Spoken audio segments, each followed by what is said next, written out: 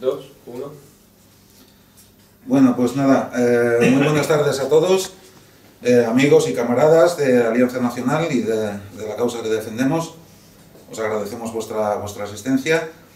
Quiero agradecer en especial a las personas que vienen la primera vez a una conferencia de las nuestras y tal. Espero que les resulte agradable o por lo menos que les resulte interesante y que sirva para despertar las inquietudes dormidas, ¿no?, que todos tenemos.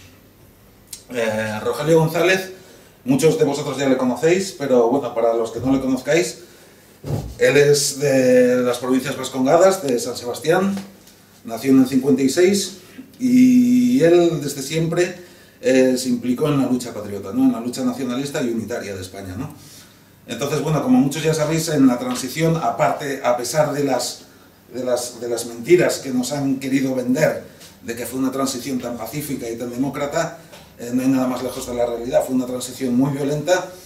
En aquellos años, yo me acuerdo que era niño, ¿no?, y ya recuerdo que todas las semanas había como mínimo de 1 o 3 funerales que se celebraban por los atentados que cometía ETA, ¿no? Él estaba amenazado por ETA, había un comando detrás de él, ¿no? Pero vamos, señalado y tal, ¿no? Señalado ahí en el País Vasco, pero no. Estaba señalado y tal, y bueno, pues como os decía, él decidió, para evitar correr riesgos, decidió... Cuando un hombre valiente e inteligente toma una decisión así, no es como el soldado que está en la trinchera, ¿no? Estás en un frente de batalla, en primera línea, y tienes que estar en la trinchera aunque peligre tu vida, ¿no? Él tenía la oportunidad de mantenerse en la lucha, en la causa, y evitando poner en riesgo su vida, ¿no? Decidió marcharse a México, ha estado más de 30 años en México, difundiendo y vendiendo los libros de don Salvador Borrego, y no solamente por México, por otros países de Iberoamérica. Y bueno, y ahora pues lleva 3 años con nosotros en España. Gracias a que él en ese día pues tomó esa decisión, muchos camaradas son hoy en día camaradas en Iberoamérica, en México, en todos estos países, gracias a la difusión de estos libros que él ha estado por allí expandiendo, ¿no? Y bueno, pues nada, pues es un privilegio tenerte con nosotros, Rogelio. Muchas gracias por venir, ¿vale? Muy bien, pues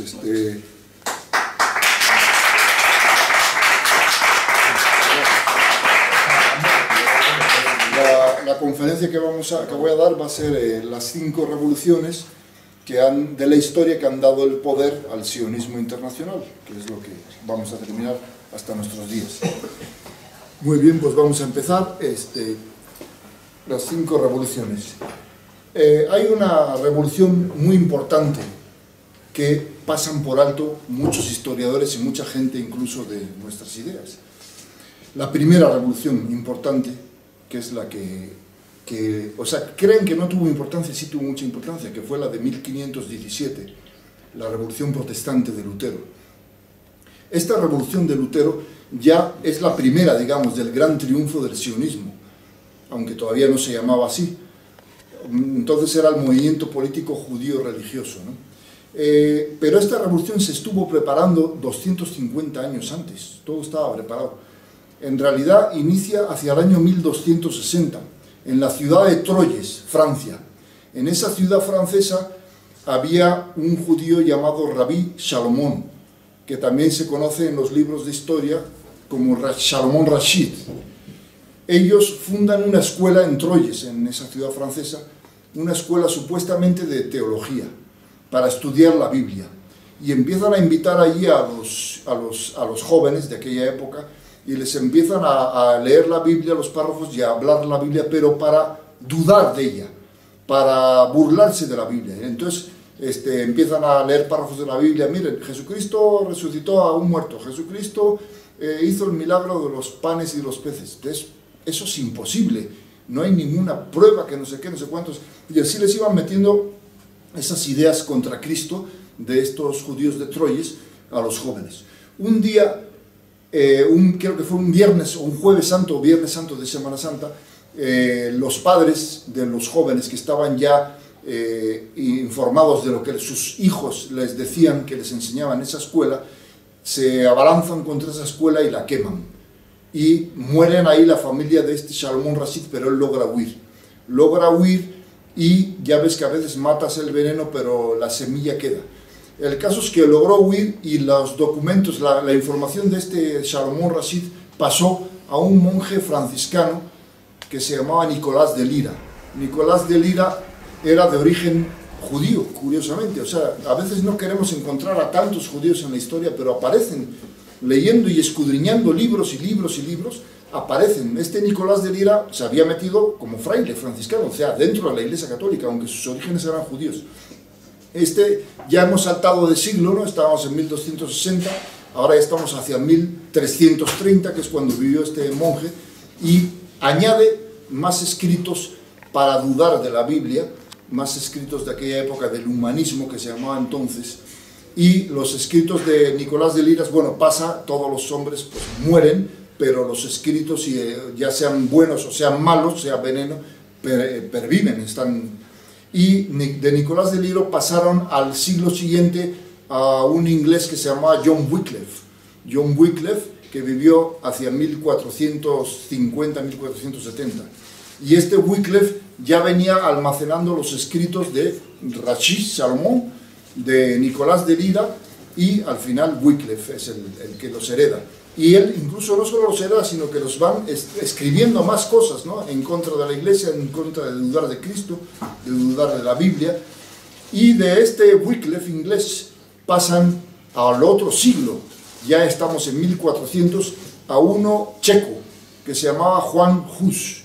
Este Juan Hus, todos esos escritos que ya venían desde 200 años atrás, los lleva a la violencia. Él empieza a predicar esas doctrinas de Rashid Salomón por medio de la violencia en lo que ahora es la República Checa, que fue también Checoslovaquia. Y efectivamente, como practica la violencia, pues los duques y los príncipes de aquella época católicos lo persiguen y lo capturan y lo ejecutan en 1415. Creen entonces que se ha acabado el problema, pero ya hemos vuelto a decir que los hombres mueren, pero los escritos y las ideas, sean unas veces buenas, sean otras veces malas, como en este caso, perviven. Entonces, después de este siglo de 1400, llegamos al siglo XVI, a 1500. Ahí hay un monje agustino llamado Martín Lutero, que ya él había leído todo esto. Fíjense, o sea, que vemos como del judío Rabí Salomón, o Salomón Rashid, salta a Nicolás de Lira, de Nicolás de Lira a John Wycliffe, de Wycliffe a Juan Hus, y de Juan Hus todo esto, esta carga venenosa llega a Martín Lutero. O sea, como que se van preparando la primera gran revolución anticristiana y favorable a los judíos, llega con 250 años de preparación hasta Martín Lutero. Hay un dicho ahí del siglo XVI que decían la Iglesia Católica, decían de Lutero, o sea, que había heredado todo esto de Salomón y sobre todo de Nicolás de Lira. Decía el dicho, si Lira non lirase, Lutero non brincase, decían. O sea, que si las ideas de Lutero no hubieran surtido efecto, si Nicolás de Lira no hubiera propagado todo eso, ¿no?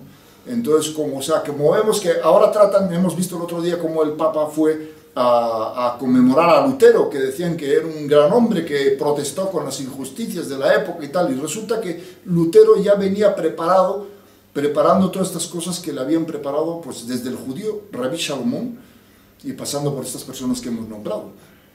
Ya con toda esa carga que traía venenosa es cuando Lutero dice, ahora vamos a preparar esta gran revolución, pero toda revolución necesita financiamiento y dinero. Entonces Lutero aprovecha una excusa. El Papa de entonces proclama las indulgencias para construir las basílicas de San Pedro, San Lorenzo y San Pablo, que están en el Vaticano en la actualidad. Dicta una orden en la que dice, todo el que mande una limosna a Roma para construir estas basílicas ganará indulgencia.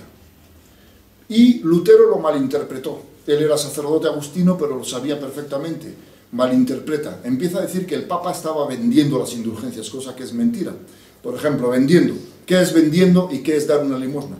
Si yo soy el Papa y digo, todo aquel que mande una limosna poniéndolo ahora 10.000 euros al Vaticano, ganará una indulgencia. Entonces sí, yo he dicho 10.000 euros, estoy vendiendo esa indulgencia en 10.000, pero no dijo eso el Papa. El Papa dijo todo el que dé. Entonces la gente pobre de la época decía, pues yo nada más puedo mandar 1 o 10, y el rico mandaba los 10.000.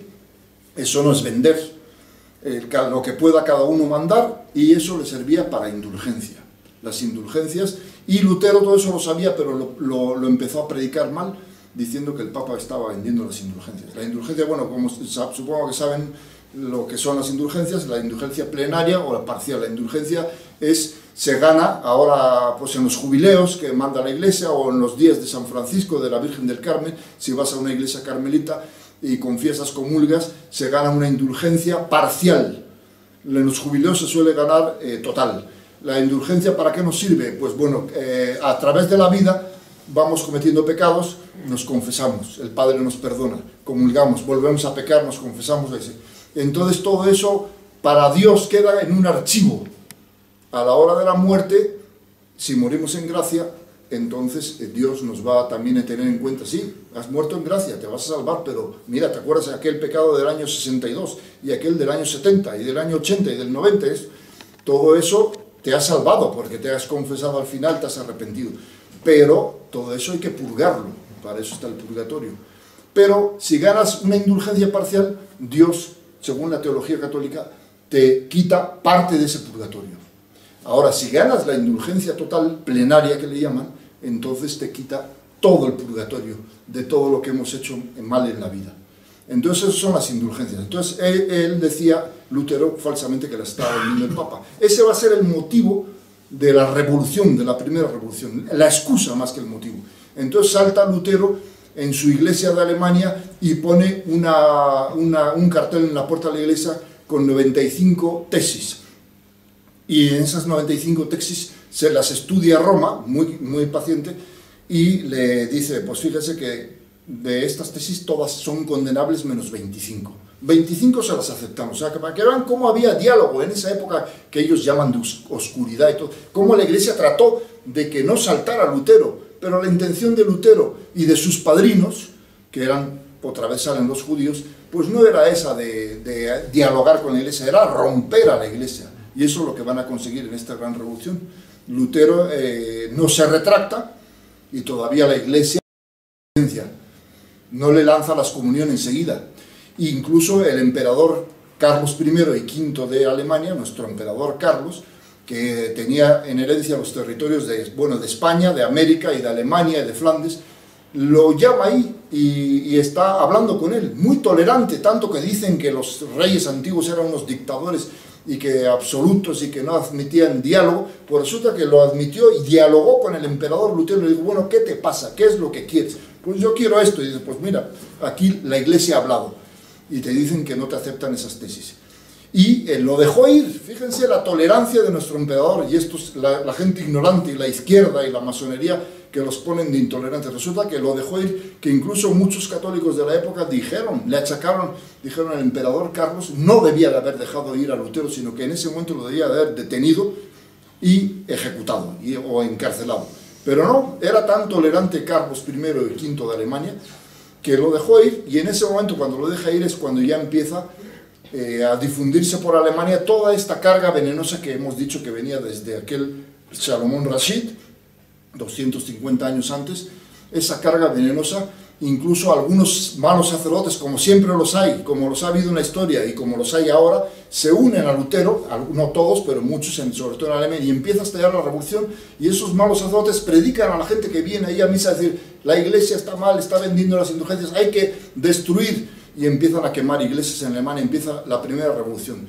Y varios judíos apoyan a Lutero traduciendo la Biblia, porque dicen, la Biblia no puede estar en latín, hay que traducirla a las lenguas, al alemán, al castellano y a todas las lenguas, y lo financian. Curiosamente, Lutero firmaba siempre con una rosa y una cruz. ¿Por qué? Porque seguramente era un rosacruz.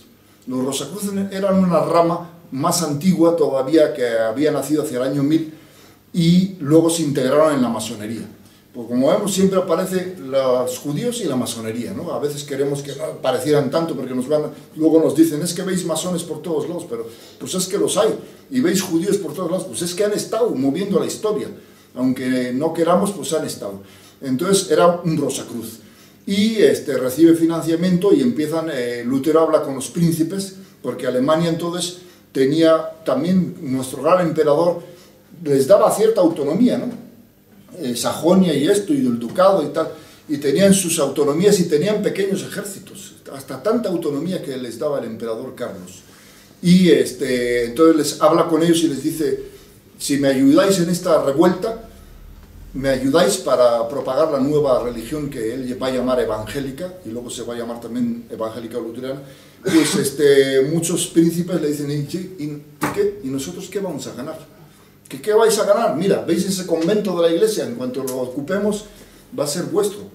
Y las tierras, la iglesia tiene muchas tierras, vamos a quitárselas y entonces esa va a ser vuestra ganancia. Entonces empieza esta revolución en Alemania que va a durar pues mucha guerra, y el mismo emperador va a tomar las armas para combatir a Lutero en Alemania. Pero esa revolución, la gran primera, se extiende a otros países. En Inglaterra está en 1534 Enrique VIII, este rey libidinoso, que se había casado con la hija de los reyes católicos, Catalina de Aragón, pero no le había dado un hijo varón, y entonces dice que ya no era válida el matrimonio, y decide inventar el divorcio. Le consulta con Roma, y Roma le dice que no sé, que sí, que es válido, aunque no tenga hijos varones. Pero él va y consulta, qué curioso, otra vez vuelven a aparecer, allí en la judaización del cristianismo, de Federico Rivadeneyra Carles, con documentación muy abundante, habla Federico de cómo consultó al rabino de Venecia, al rabino de Viena, a un rabino de una ciudad italiana, al rabino de Londres, a como 5 o 6 rabinos de Europa. O sea, consulta con ellos y les expone el caso. Miren, que el Papa no me deja divorciarme, que tal y cual. Y todos los rabinos pues aprovechan y dicen, no, pues es que tienes que fundar tu propia iglesia, sepárate de Roma. O sea, otra vez aparecen ellos, ¿no? Sepárate de Roma, si tú eres igual que el Papa o más, pecado de soberbia. Y entonces es cuando ya él rompe también con Roma, y el Papa le manda la excomunión también a Enrique VIII. Y él repudia a su mujer, Catalina de Aragón, en un castillo. No se atreve a matarla porque entonces pesaba el rey Felipe II, bueno, Carlos, todavía era Carlos, y dice, no voy a matar a esta mujer, a su mujer, y la repudia en un castillo. Entonces se casa con Ana Bolena. Pero aquí en Ana Bolena hay un caso muy curioso, porque siempre aparece la conspiración, estudiando bien la historia. Ana Bolena era hija de Tomás Bolaine, un francés. Este Tomás Bolaine era un hombre rico que accede a la corte de Enrique VIII, y ahí mete a sus 2 hijas, muy guapas, dicen que eran. La mayor, y Bolena, Ana era la menor. Pero curiosamente Tomás Bolaine llevaba un anillo. ¿Y qué creen que llevaba ahí? Otra vez la conspiración. Pues una rosa y una cruz. Quiere decir que Tomás Bolaine pertenecía a los Rosacruces, lo mismo que Lutero. Como vemos, siempre aparecen detrás, escarbando bien la historia, los judíos y la masonería. Bueno, entonces los Rosacruces estaba independiente de la masonería, pero luego era ya una secta iluminista. El caso es que la hermana mayor está con Enrique VIII, y luego aparece la menor, que es Ana, y entonces el rey se enamora de la pequeña. Utilizaba a la mayor para sus asuntos sexuales como amante, y a la menor le gusta más la menor, y entonces la llama y le dice, oye, tú también quiero contigo. Y le dice, la menor más lista, dice, no, ¿qué crees? ¿Que yo soy una prostituta como mi hermana? Dice, no, si no te casas conmigo, nada de nada. Y entonces le dice Enrique VIII, ahora, ¿cómo voy a casar contigo si todavía estoy casado con la española? Dice, bueno, pues tú eres el rey, tú te divorcias, tú inventas el divorcio, inventas tu religión. Fíjense, la hija del Rosacruz, Tomás Bolaine. Y entonces el rey, ya había consultado con los rabinos, había consultado con Roma, y le dicen que no. Y entonces dice, pues vamos a romper con Roma. Y vamos a romper, y se separa de Roma, y él funda la iglesia anglicana de Inglaterra. Y se casa con Ana Boleyn por la iglesia esta que él había inventado. Luego sale el libro de oraciones comunes, que lo inventa un obispo que se llamaba Cranmer, el arzobispo Cranmer, y eso, el libro de oraciones comunes, coincide con Lutero en muchas cosas. O sea, es la misma revolución. Coincide con Lutero, y curiosamente los dos arrancan los altares. Dicen que ellos inventan que la misa no debe ser de espaldas, digamos, el sacerdote de espaldas al pueblo, y antes ya ven que la misa también nuestra era el sacerdote de espaldas al pueblo y dándole la cara a Dios, al sagrario. Pero no, arrancan el altar y lo ponen de delante, tanto los anglicanos como los luteranos. ¿Y eso a qué nos recuerda? Concilio Vaticano II, hicieron lo mismo. En el concilio antiguo, bueno, yo de niño todavía, ustedes los mayores se acordarán, la misa íbamos y el altar estaba atrás, y íbamos a misa y el sacerdote, bueno, de cara a Dios, aunque también nos daba la cara, entonces arrancan los altares también en forma simbólica en el Concilio Vaticano II, porque nos han puesto el altar de frente, el sacerdote mirando al pueblo, en vez de mirar al más importante que es Dios, al sagrario, ¿no? Entonces, como que vemos la mano oculta también en el Concilio Vaticano II, o sea, por todos lados sale una conspiración escarbando un poco la historia. Pero bueno, ya siguiendo esta primera revolución, se ha separado Inglaterra, Alemania está en guerra, y surgen otros, llamémoslos caudillitos, Zwinglio, Melanchthon, en Holanda, en Alemania, surgen caudillos que cada uno inventa otra nueva secta, todas derivadas de Lutero, y todo con el dinero de los señores de siempre, ¿no? Los judíos. Ellos están frotándose las manos porque dicen, vamos a romper la unidad católica europea. Ya Europa nunca más va a volver a ser una unidad católica. Primero hay que romper esa unidad para que vengan las otras revoluciones. Primero romper la unidad católica europea y después vendrá el laicismo, la masonería y todo lo que estamos sufriendo ahora, incluso el islamismo. Entonces media Europa se pelea entre sí y la parte norte queda del lado de los evangélicos, Suecia, Finlandia, todos esos países se quedan del lado de Lutero, para siempre, se puede decir, Dinamarca, mientras que la Europa del Sur, España, Portugal, Italia, toda esta zona sigue siendo fiel a la Iglesia Católica. Y, o sea que Europa se enzarza en una guerra civil, la guerra civil que han promovido estos señores de los Rosacruces y el dinero financiado de estos que dicen ahí don Salvador Borrego en su libro América Peregrina, que varios judíos ayudaron a Lutero a traducir la Biblia al alemán. Y así empieza a surgir, ese es un gran primer triunfo que toma las bases en 1517 y todo ese siglo XVI se forman las bases de lo que luego van a ser las demás revoluciones. Es el primer triunfo del judaísmo. Ahora, por ahí alguno me dirá que luego Lutero, sí, escribió un librito pequeño contra los judíos, sí, que se llama Lutero y las mentiras de los judíos, sí. Efectivamente, ese librito lo escribió él, pero curiosamente en ese libro de la judaización del cristianismo, dice Rivanera que allá por 1980 y tantos, 86, 87, hubo un congreso en Suecia de luteranos, invitaron a los judíos y se reunieron y dijeron, bueno, es que Lutero fue muy bueno, pero tiene este pecado de que escribió un librito pequeño contra los judíos. Y los judíos ahí decidieron perdonarlo, dijeron, está bien, no hay problema con Lutero porque haya escrito ese pequeño folleto, porque el judaísmo ganó más con lo que hizo Lutero que por ese pequeño folletito atacándonos, se le perdona. Y es verdad, el judaísmo ganó más haciendo esa revolución europea y destruyendo la unidad católica de Europa. Ganó mucho más, y hasta los días de hoy estamos viendo las consecuencias. Como siempre, esos países del norte se van a poner del lado de del sionismo, de la masonería, Inglaterra, Suecia, Noruega, Dinamarca, y van a ser fieles siempre a Israel. Esta es la gran primera revolución que triunfa. La segunda revolución hay que saltar de siglo. La segunda, ya hemos terminado el siglo, en 1599, entramos en 1601, y el país donde ya más había aprendido estas ideas es Inglaterra. Inglaterra se había hecho anglicana, se había perseguido mucho a los católicos, habían matado a muchos sacerdotes, que eso no lo dicen en las televisiones, en la prensa, pero cantidad de jesuitas fueron asesinados en Inglaterra en la persecución de Enrique VIII, y después de su hija, bueno, hubo una de las hijas, la hija Catalina de Aragón, María Tudor, que volvió al catolicismo, se casó, como saben, con el rey Felipe II, y hubo un periodo de intervalo que Inglaterra retornó al catolicismo, pero ya el veneno que habían sembrado, ya Inglaterra había quedado tocada, ya no era lo mismo.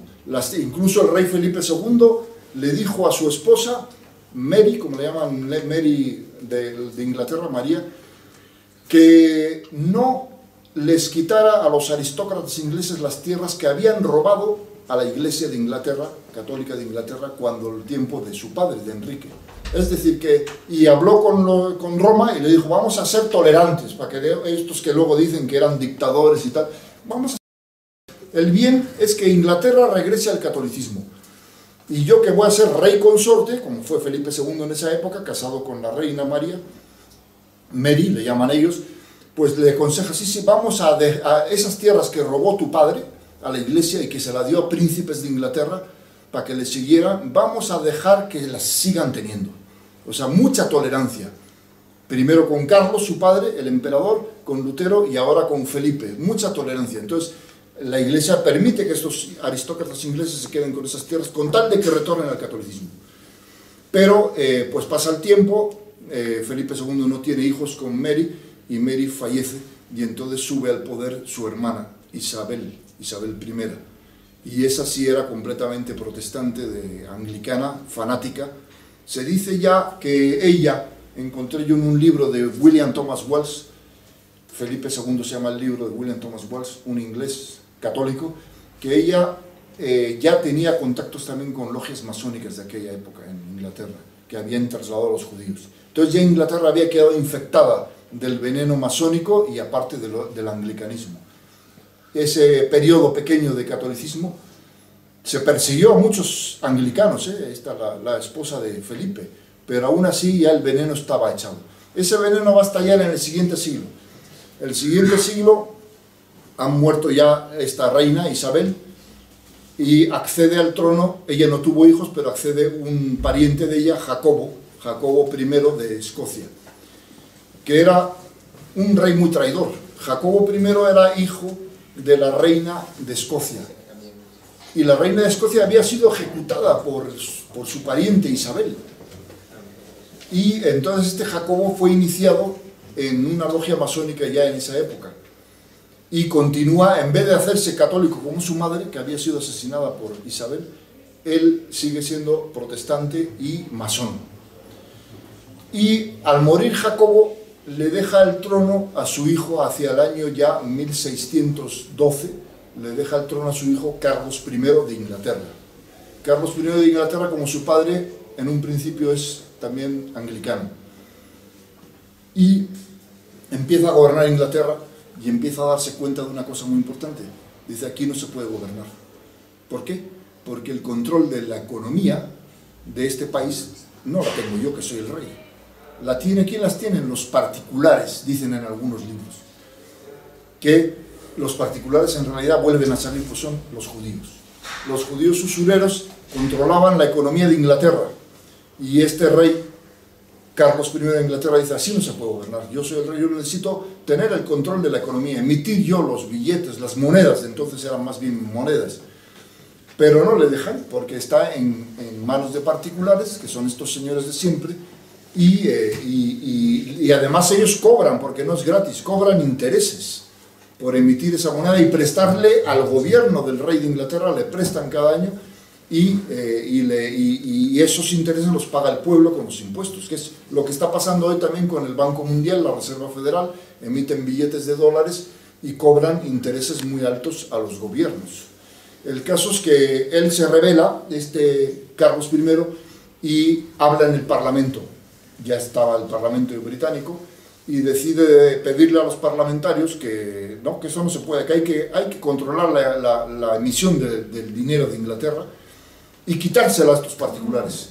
Pero resulta que ya hemos dicho que estaba ya envenenado el gobierno de Inglaterra, y en el Parlamento había mayoría de diputados que eran algunos ya masones y otros corruptos vendidos a los particulares, es decir, a los judíos. Entonces le rechazan al rey, no, la economía tiene que seguir estando en manos de esos particulares. Entonces se enfada Carlos I y decide disolver el Parlamento.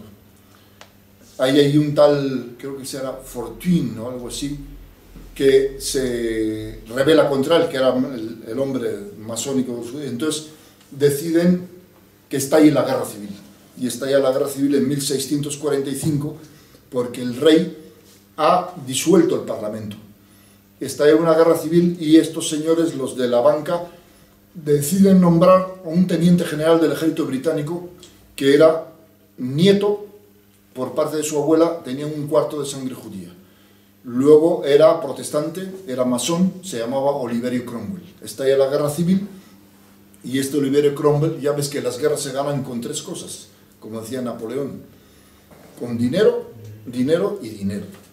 Y este recibe mucho dinero de un banquero que había venido de Ámsterdam, Holanda, que ya también estaba en guerra, ya era casi protestante, se lo habían arrebatado al Imperio Español, pero se habían hecho Holanda los protestantes y la parte del sur, Bélgica, católica.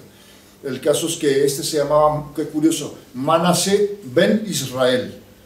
Otra vez aparecen estos señores y financia Cromwell. Cromwell gana la guerra, hacen prisionero a Carlos y en 1648 lo ejecutan. Es la segunda gran revolución que ganan. Lo ejecutan, le cortan la cabeza y Cromwell se instaura como dictador, masón y además adicto a los judíos, a la banca esta judía, ¿no? Entonces Cromwell instaura una dictadura de 10 años, del 48 hasta el 58, en el que muere, y al morir él hereda, como Fidel Castro y el de Corea del Norte, hereda la dictadura a su hijo, Richard Cromwell.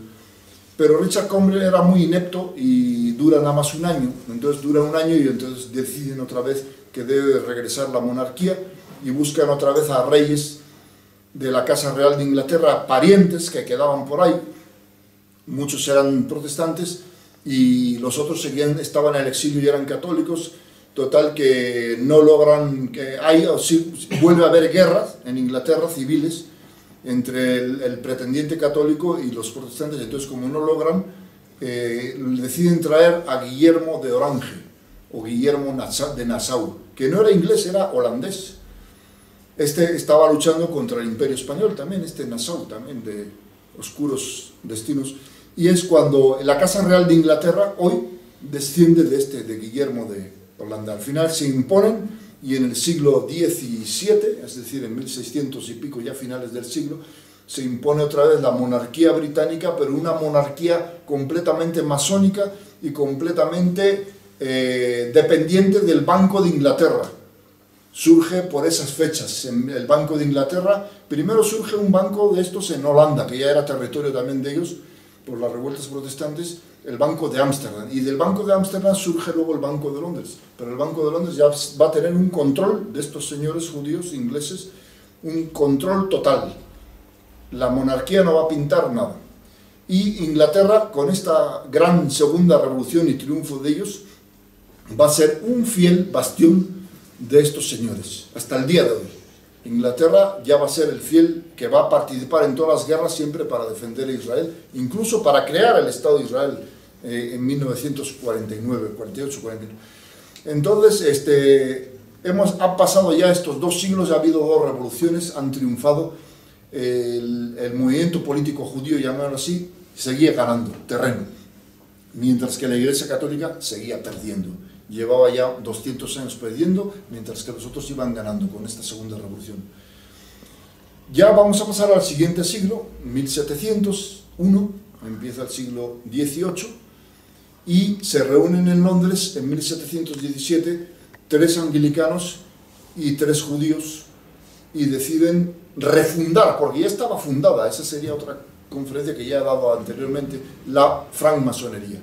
La masonería antigua, que venía desde los tiempos de Herodes, ahora se va a refundar en una masonería moderna, especulativa, más especulativa que la de antes, en una logia de Londres en 1717, con estos 3 anglicanos y 3 judíos. Y Inglaterra va a ser el bastión de la masonería. Y en este siglo va a llegar la Guerra de Independencia de los Estados Unidos, 1776 a 1782, que va a ser una separación de las 13 colonias de Estados Unidos de la madre patria inglesa. Pero resulta que vuelve a entrar otra vez el dinero. ¿Por qué se separa? Pues resulta que Inglaterra le había dado cierta autonomía económica a sus 13 colonias.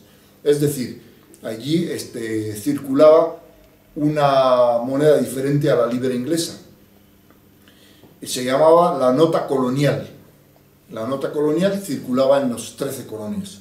Resulta que la nota colonial que la habían inventado, digamos, los criollos hijos de ingleses que vivían en las 13 colonias, no pagaba impuestos. ¿Por qué? Porque se basaba en el trabajo de los colonos de Estados Unidos, de lo que luego sería Estados Unidos. Se basaba en eso y no pagaba impuestos. Entonces eso molesta al Banco de Inglaterra que hemos hablado y dice, no, esto de que no paguen impuestos no es conveniente para nosotros, no ganamos dinero.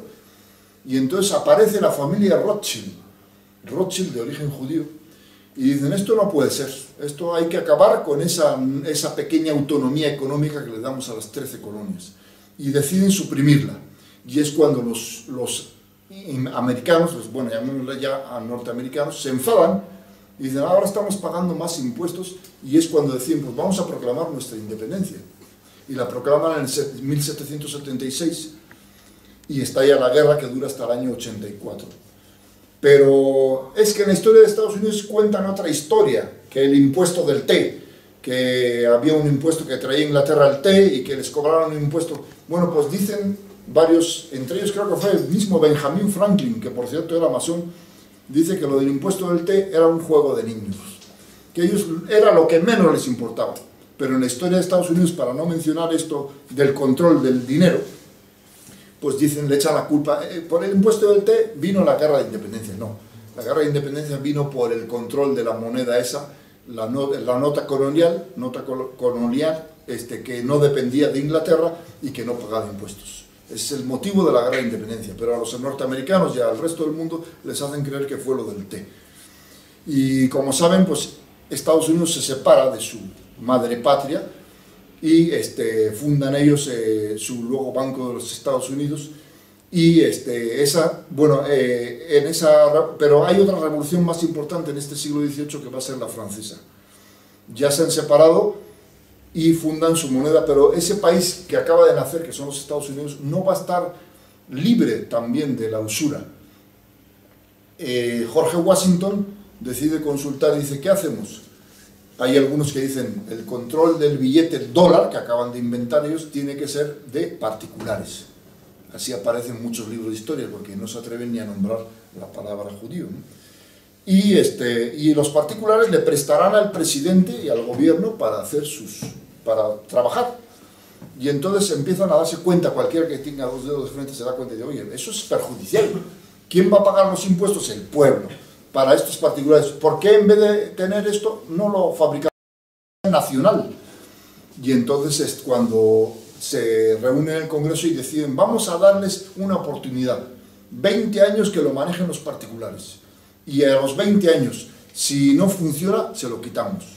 Y efectivamente, 20 años están el gobierno poniendo la mano, pidiendo prestado a los particulares y endeudando al pueblo.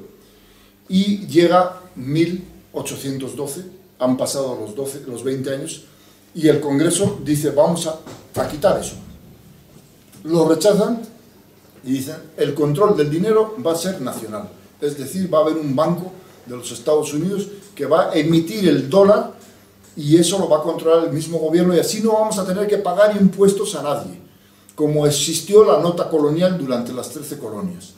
Y entonces empieza a funcionar eso. Pero claro, eso no era negocio para estos señores, y es cuando Inglaterra decide declarar la guerra otra vez a los Estados Unidos. Vuelven a invadir Estados Unidos en 1812, desde el Canadá, que todavía era colonia de ellos, invaden los Estados Unidos en 1812. Es una guerra que la tienen muy calladita, casi no la hablan de esa guerra de 1812.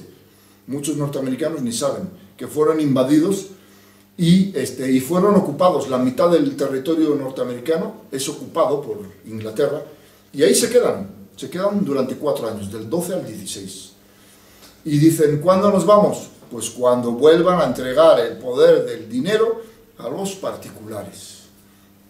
Y después que quedó una guerra como de empate, porque parte del territorio todavía quedaba libre y parte del territorio ocupado por Inglaterra. Es cuando entonces deciden, el Congreso americano se vuelve a reunir, está bien, vamos a dárselo a los particulares otra vez, y a pagar impuestos por ese dinero que nos fabrican ellos, que no es nada más que papel. Y así los ingleses se retiran, es decir, dan una segunda independencia a los Estados Unidos, que también todo eso se lo tienen muy callado. Se retiran en el año 1816, se retiran las tropas, pero la economía queda dependiendo de estos señores particulares. El caso es que en ese mismo siglo XVIII, en Europa, hay un acontecimiento muy importante, que es la tercera gran revolución, también con esta americana, pero es más importante la francesa de Europa. 1789, ya habían estado sembrando el veneno los llamados enciclopedistas, entre los que se encontraban Voltaire, Juan Jacobo Rousseau, d'Alembert, Montesquieu. Todos estos eran de las logias masónicas y habían sembrado con sus libros en Francia la idea del liberalismo, de la masonería y de que el reino debía tener los poderes absolutos. Y pues el rey Luis XVI lo permitía, y ahí estaban sembrando eso, hasta que deciden que estalle la Revolución Francesa, también como siempre financiada por estos señores, incluso financiada desde Inglaterra. Ya hemos dicho que Inglaterra ya llevaba unos siglos de poder masónico y judío, ¿no?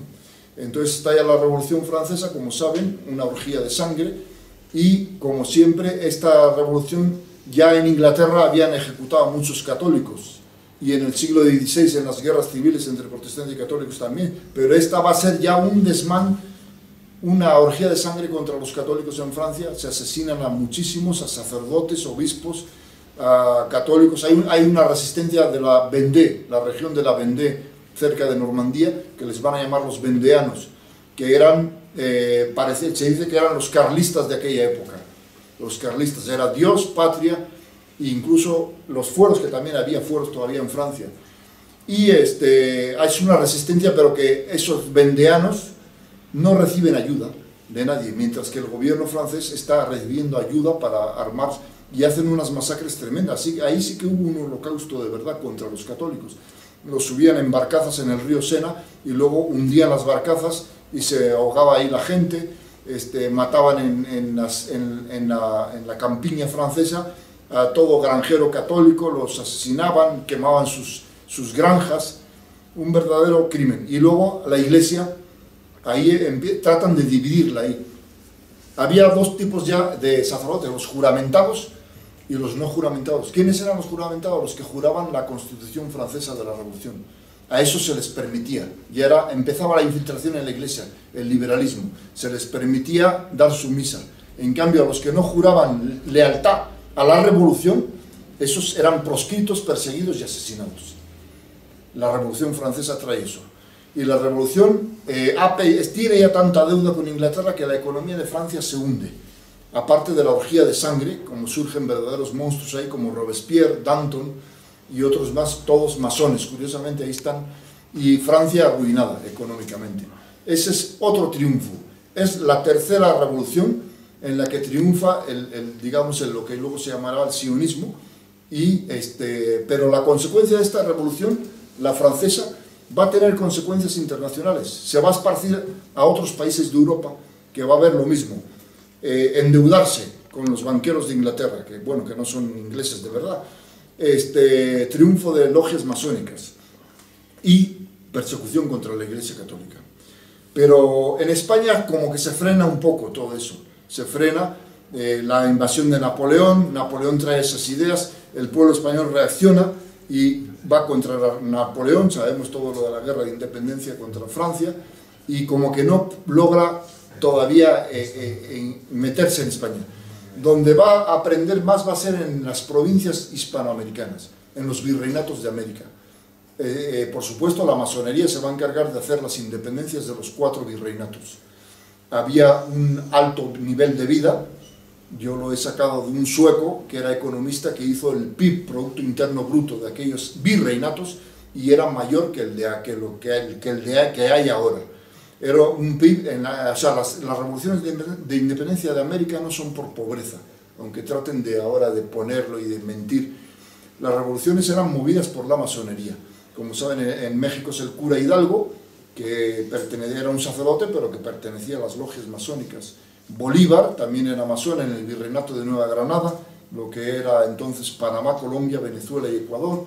Virreinato de Lima menos, pero también, y el virreinato del Río de la Plata, donde está allí es San Martín, don José de San Martín, también masón, o en Paraguay el doctor Rodríguez de Francia, también francmasón, en Uruguay Artigas también.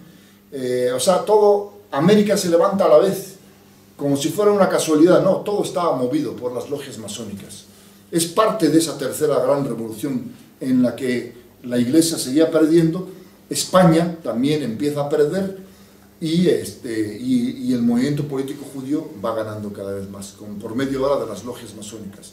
Todo el siglo XIX va a ser un caos de guerras civiles en toda América, desde México hasta Argentina.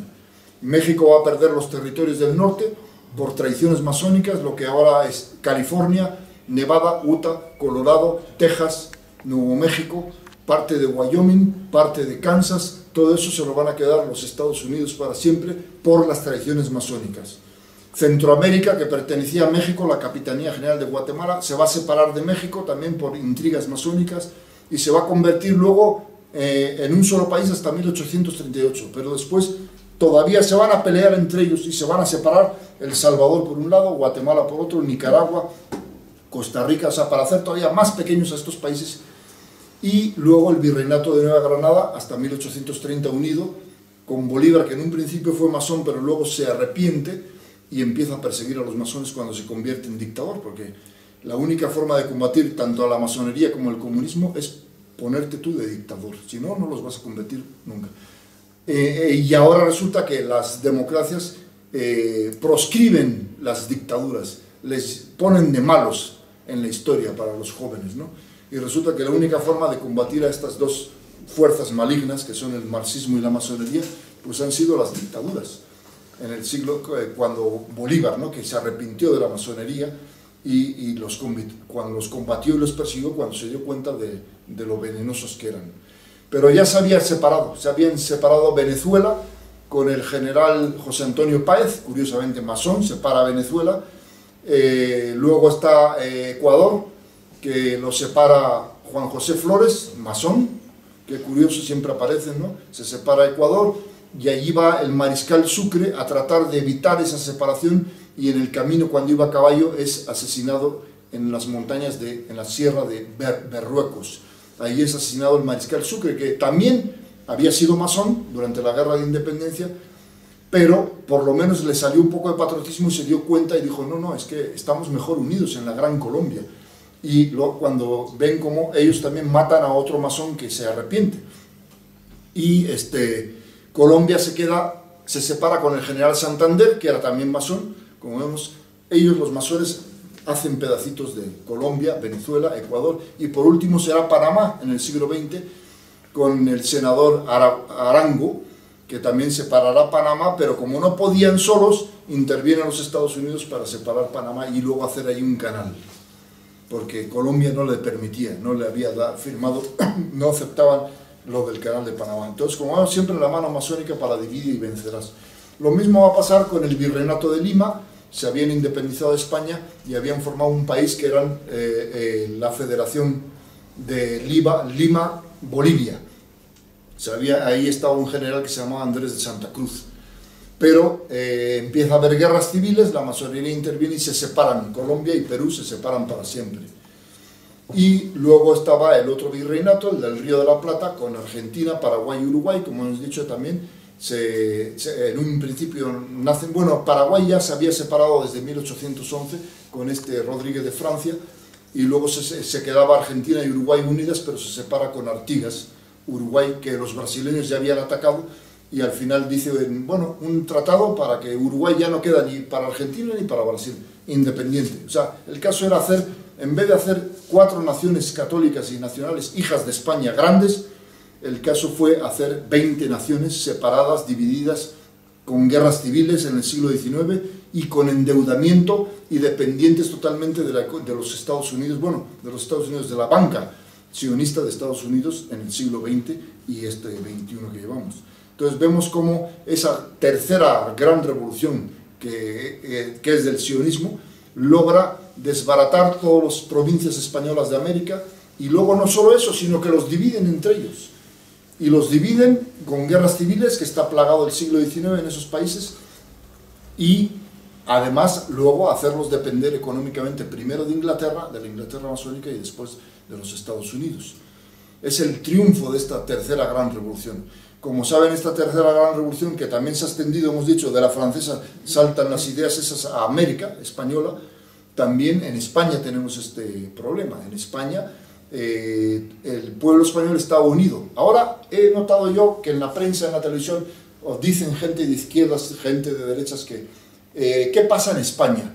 Que en España no pasa lo que en Dinamarca o en Noruega o en Estados Unidos. ¿Por qué en España todavía sigue este odio entre partidos y facciones, entre la izquierda y la derecha, entre la extrema izquierda y la derecha? Sigue habiendo un cierto odio, ¿no?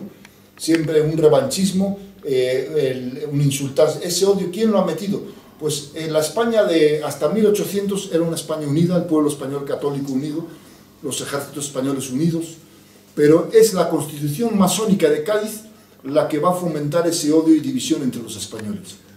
La Constitución liberal de Cádiz, hecha por los masones, empieza a meter esa división entre los españoles. ¿Y qué mejor que la Constitución liberal de Cádiz dice que no reconocía fueros a ninguna región española? Es decir, que todas debían de ser iguales porque la democracia es así, todos iguales. Entonces, claro, las provincias vascongadas, Cataluña, Aragón y otras regiones españolas tenían los fueros que venían desde la Edad Media, en la que había ciertos privilegios, de que se pagaban menos impuestos, de que los ciudadanos de ahí no podían ser juzgados nada más que por un juez catalán, un juez vasco, eran los fueros que tenían. Pero la Constitución de Cádiz de la masonería prohíbe, quita esos fueros, y empieza la división entre los españoles, empieza a ver, ¿no?, como que los fueros, ¿no?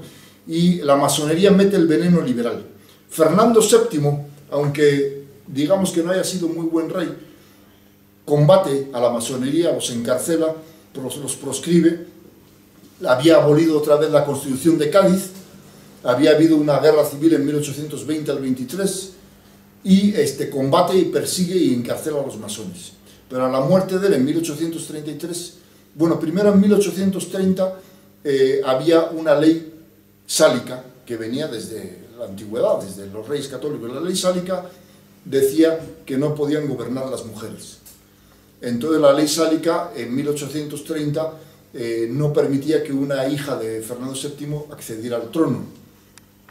Pero la esposa de él, la cuarta esposa, María Cristina de Nápoles, que tenía muchos amigos masones en mismo Nápoles, de donde venía ella, le dice a Fernando que hay que abolir esa ley.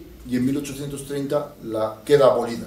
Quiere decir que en el 30 queda abolida, y sí pueden gobernar, porque como no tenía hijos varones, solo tenía su hija Isabel, pueden gobernar las mujeres. Pero luego se arrepiente Fernando, y en el año 32 vuelve a quitar esa ley sálica, diciendo, no, mi hija no va a poder gobernar. Pero eso, ahí dan un pequeño golpe de estado encubierto, la reina Cristina, y reúne a otras personas y dice, no, vamos a permitir que sí, que eso quede nulo. Muchos dirán, ¿por qué no reaccionó Fernando? Pues Fernando no reaccionó porque estaba ya en sus últimos años de vida y estaba un poco ya que no se enteraba de las cosas. Bueno, ustedes los mayores nos acordaremos del año 74 aquí en España, el generalísimo, pues estaba que ya muchas cosas no se enteraba y que eran sus asesores los que firmaban. Bueno, él firmaba, pero ya como que lo manipulaban porque estaba muy anciano. Bueno, pues así estaba Fernando VII en 1832, un año antes de morir. Entonces, la que mangoneaba la cosa era su mujer. Y su mujer decide dar un pequeño golpe encubierto diciendo, sí, las mujeres, mi hija Isabel va a poder gobernar, reinar en España. Y él ya no se enteraba de gran cosa, ¿no? Entonces muere en el año 33 y efectivamente su hermano, don Carlos María Isidro, decide que, dice, no, según la ley, el trono pasa, si no tiene hijos varones, pasa al hermano siguiente en edad. Y estalla la primera guerra civil 1833 del carlismo. ¿Y por qué se usaba la boina roja? Pues porque había ya en Vizcaya, en Guipúzcoa, milicias que tenían la autonomía, había una pequeña autonomía en esas provincias que eran los fueros, que se habían creado milicias con su boina roja, ¿no? Y incluso boina blanca los mandos. Y entonces todos esos firman su adhesión a don Carlos, también en Cataluña, en Galicia, en muchos sitios de España. Entonces don Carlos estalla la guerra civil Unos son partidarios de Don Carlos y otros son de Isabel. Pero la masonería apoya a Isabel. ¿Por qué? Porque habla con la reina viuda y le dice: nosotros tenemos mucha fuerza y dinero en el extranjero, pero lo que tienes que hacer es dar una amnistía y sacar a todos los presos liberales y masones que hay en las cárceles, que ha encarcelado tu marido, tu difunto marido. Y entonces ella hace eso, o sea, obedeciendo ya a la masonería, y estalla la guerra civil. Empieza ya más la división. Primero fue la división con la Constitución de Cádiz, ahora la división sangrienta de la guerra civil, la guerra que dura hasta 1840. Hay también traiciones masónicas, porque el ejército carlista tenía un general que se llamaba Rafael Maroto, que fue el traidor, que firmó la paz y fusiló a varios generales carlistas que querían seguir la guerra contra los liberales. Curiosamente, este Maroto se hizo pasar por carlista, llevaba una boina así, bueno, blanca creo que era, porque él era general. Se hizo pasar por carlista y resulta que él pertenecía a una masonería.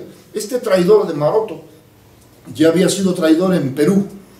En Perú había estado en la última batalla en 1824, fue el último virreinato que se separó de España, y este Maroto había estado con el virrey, el último virrey Gonzalo de la Serna, y había estado también allí el general Espartero, otro masón. Un día antes de esa batalla, en la que la ganan los independentistas, se habían reunido haciendo señales masónicas a lo lejos, que tienen ellos sus cosas así, se hacen sus señales así de auxilio. Y entonces en el bando separatista estaba San Martín y también Bolívar, que también eran masones, y contestan a sus hermanos masones. Se entienden y deciden hacer una comida. Y entonces en esa comida hablan de que, bueno, todos somos hermanos masones, incluso el virrey de Lima, y la masonería quiere que España pierda estos territorios. Y los otros dicen: sí, ya lo sabemos. Entonces mañana, cuando demos una batalla, tenéis que perder vosotros y tenemos que ganar nosotros, lo que luego se va a llamar Perú, Perú-Bolivia. Y efectivamente, sabiendo que ya España iba a perder, estos traidores de Maroto y Espartero y el virrey de la Serna deciden dar batalla. Como siempre, el pueblo bajo mueren soldados humildes en los dos bandos, sabiendo que ya estaba la batalla y la guerra separatista perdida. Y para unos ganada y para otros perdida. Y digo, bueno, ¿para qué haces una batalla si ya mejor te hubieras rendido desde el día anterior y hubieras evitado las muertes? Pero no, a la masonería no le importa eso. Ellos quieren sangre de la gente del pueblo humilde y para hacer una farsa. Bueno, pues ahí había estado este Maroto en 1824 y Espartero. Y curiosamente este masón se había infiltrado en el ejército de Don Carlos, se había hecho pasar por carlista, y en 1839 firma qué curioso, otra vez con su antiguo amigo, el general Espartero. Los dos masones se reúnen en Vergara, un pueblo de Guipúzcoa, y ahí firman el Abrazo de Vergara y ponen fin a la guerra civil en el País Vasco, y fusila a varios generales carlistas que querían continuar la guerra, y el mismo Don Carlos María Isidro desautoriza a Maroto y dice: este es un traidor, no está obedeciendo al carlismo. Y luego la guerra durará un año más en Aragón y Cataluña, y al final termina la primera guerra carlista en 1840 con el triunfo de los liberales. La masonería ha ganado más terreno gracias a la tercera revolución en España, y sobre todo ha dividido al pueblo español más con la violencia. De ahí viene esta división que todavía sufrimos. Y así luego vendrá la segunda guerra carlista en 46-49, que fue una guerra pequeña porque ya fue más bien de guerrillas en Cataluña, un poco en Aragón y un poco en el País Vasco. Y por último la tercera guerra carlista de 1872 al 76, tras ya España ya se había envenenado con masonería. Había estallado la revolución de 1868, había estallado la Primera República, ya la masonería campeaba por España. El pueblo español estaba dividido entre conservadores y liberales. Era el triunfo de la masonería, dividir a España. Había ya odios en ese siglo XIX en el pueblo español, como hay estos odios de la izquierda a la derecha de ahora. Y España se había hecho pedazos. Bueno, la había hecho pedazos la masonería, pero también con la culpabilidad traidora de muchos masones españoles. España ya no le quedaba en América nada más que los territorios de Cuba, Filipinas y Puerto Rico. Y curiosamente, en finales del siglo XIX, para rematar más la división de España y esta tercera gran revolución del sionismo, arrebata Filipinas, pero lo curioso es lo descarado. El jefe de la masonería española se llamaba Moraita, era diputado en las Cortes de Alfonso XII. Bueno, Alfonso XII ya había muerto en 1885, pero seguían los diputados. Era el jueguito que vivimos ahora, el jueguito del centro derecha y el jueguito de la izquierda. Aquí la izquierda eran los liberales, masones, y el centro derecha pues había también masones, Cánovas del Castillo y todos estos, que habían terminado de acabar con los fueros vascos y catalanes, provocando un nuevo problema, el del separatismo, porque Sabino Arana, que había sido carlista, inventa el separatismo vasco a raíz de que quitan los fueros. O sea, cómo la masonería va quedando focos ardiendo para que surja un nuevo problema, el del separatismo, y para que haya más división entre los españoles. El triunfo masónico de la tercera revolución de estos señores. El caso es que Moraita, descaradamente, es acusado en el Congreso, en las Cortes, de que la logia española está ayudando a los independentistas filipinos. Como vemos, la masonería siempre es traidora, siempre busca el mal de España por ser un país que había sido siempre católico y que sus reyes y gobernantes habían sido católicos. Entonces, la masonería española, desde Madrid, colabora con la masonería filipina para que España pierda Filipinas, y otro tanto hacen con los cubanos. Como saben, estalla la guerra en 1898 y es apoyada por los Estados Unidos, un país masónico, para que España pierda los últimos territorios de América y de Asia, en el caso de Filipinas. Y así acaban dividiendo a España con esta otra guerra, yo le llamo también civil, porque eran ciudadanos españoles los de Filipinas, y España no era como Inglaterra, que tenía sus colonias, y el ciudadano de las colonias de Inglaterra no tenía nacionalidad inglesa, eran ciudadanos de segunda o tercera, mientras que los ciudadanos de la América Española, de Filipinas y de Cuba, eran también ciudadanos españoles. Así lo había decretado en tiempos de Carlos I y V de Alemania, que era la prolongación de España a los territorios de América, y que aquellos ciudadanos fueran mestizos, indios o criollos, serían también españoles. El caso es que España había perdido con esta tercera gran revolución. Es un zarpazo. Ya no contra, ya habíamos dicho que el zarpazo fue primero contra la Europa del Norte, luego fue contra Inglaterra, luego fue contra Francia, y de derivación de este zarpazo contra Francia resulta también España, perdiendo todos los territorios de Hispanoamérica por culpa de la masonería. Era un triunfo, el tercer triunfo del sionismo, que ahora se va a llamar así en el siglo XIX, le van a los judíos, al movimiento político judío que venía conspirando durante toda la historia, le llaman sionismo. En el siglo XIX. Era un triunfo haber desbaratado España y sus provincias de América, haber debilitado a España y todavía fomentar el odio entre los españoles y las guerras civiles del siglo XIX, y sobre todo un nuevo engendro que salía, el separatismo vasco y catalán y un poquito el gallego. Todo por las maniobras de los malos políticos corruptos y liberales del siglo XIX. Y así, esa es la tercera gran revolución, el tercer gran triunfo del sionismo. Y así pasamos luego ya al siglo XX. En el siglo XX, el siglo XIX primero, el liberalismo, tanto en todos los países de Hispanoamérica como en la misma España, habían creado mucha pobreza que no la había antes. La pobreza principalmente con las tierras que había, las tierras llamadas comunales, que había en América. Desde los tiempos de Isabel y de Carlos I y Felipe se habían creado ejidos comunales, es decir, la tierra era un pueblo y alrededor del pueblo todo era tierra comunal. ¿Y esa tierra comunal de quién era? Pues del mismo pueblo. Es decir, Felipe II les daba una autonomía tan amplia que ahí no se metía el virrey, decía el alcalde de ese pueblo, que normalmente en América la mayoría de los alcaldes habían sido indígenas, indios, eran pueblos de indios, y España les respetaba su autonomía, y esas tierras las trabajaban y las iban a vender a los mercados y alhóndigas en México y en otros países de Hispanoamérica. O sea, el indio no era pobre con España. Esa es la mentira que han inventado ahora el marxismo, de echarle la culpa a España, que dicen 500 años de opresión y de pobreza. Todo eso es una mentira que inventará el marxismo para echarle la culpa a España. La pobreza del indio va a venir en el siglo XIX, cuando gobiernan los masones, porque esas tierras comunales logran todavía ser propiedad de los indios tras las independencias de América, y van a ser, esas tierras daban mucho fruto y daban de comer a todo el país, incluso para exportar.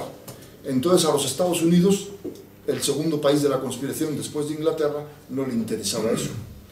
Ellos querían que Hispanoamérica, que además era mayoría, 99% entonces de católicos, había que empobrecerla. Entonces decían, hay que atacar la tierra, hay que destruir la tierra.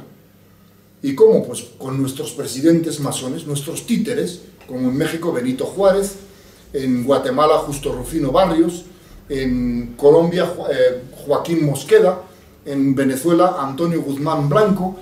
Todos estos líderes masones que fueron presidentes de sus países decretaron leyes que les llaman ellos de reforma, en las cuales se les robaba las tierras a los indios, dicen ellos, nacionalización de la tierra de los indios y de la iglesia, porque la iglesia también era importante. Entonces no había bancos, no entraba la usura judía de los banqueros judíos. Y entonces, ¿quién prestaba en esa época virreinal y en la antigüedad? La iglesia. La iglesia les prestaba a la gente para comprar una tierra con un interés bajísimo de un 4 o 5% al año.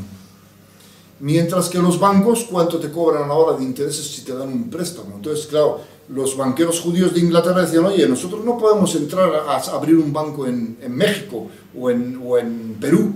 ¿Por qué? Porque la iglesia nos hace la competencia. La iglesia da un crédito mucho más barato que nosotros. Entonces hay que acabar con esa banca de la iglesia y hay que acabar con lo que da de comer a un pueblo, las tierras. Y entonces cuando los Benitos Juárez, como le llamo yo, de América, deciden nacionalizar los bienes de la iglesia y de las tierras comunales. Los indios quedan en la pobreza.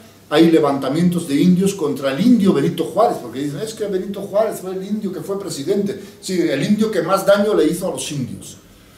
Hubo guerras civiles de indios y Juárez los masacró, asesinó a muchos indios, mandaba al ejército liberal mexicano asesinando muchos indios por toda la República Mexicana.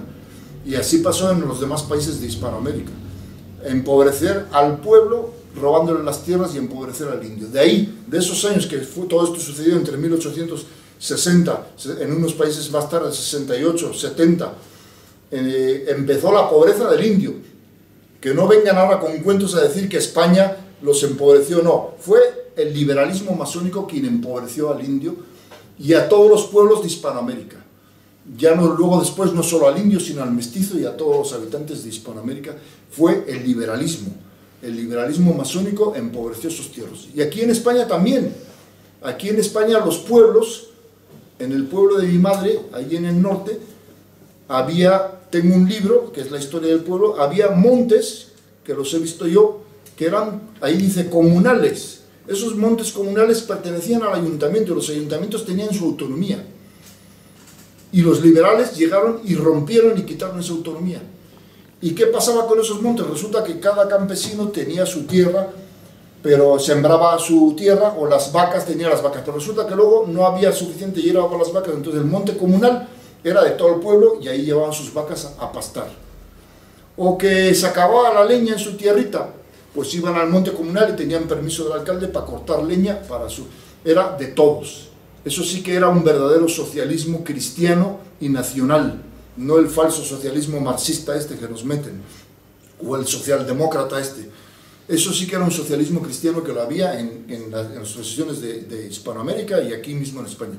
Bueno, pues el gobierno liberal de Juan Álvarez Mendizábal, que es el masón que fue ministro de la reina Isabel II, ese robó los bienes de la iglesia y robó las tierras de los pueblos, empobreciéndolos y quitándoles la autonomía municipal, como pasó en Hispanoamérica. O sea, como vemos, la masonería y el liberalismo crean el problema para que luego siga la división entre los españoles. Y crean ese problema y se empobrece España, y se empobrece el campo, con esto del robo de las tierras comunales. Entonces, ¿quién ha creado la pobreza en el siglo XIX? El liberalismo masónico.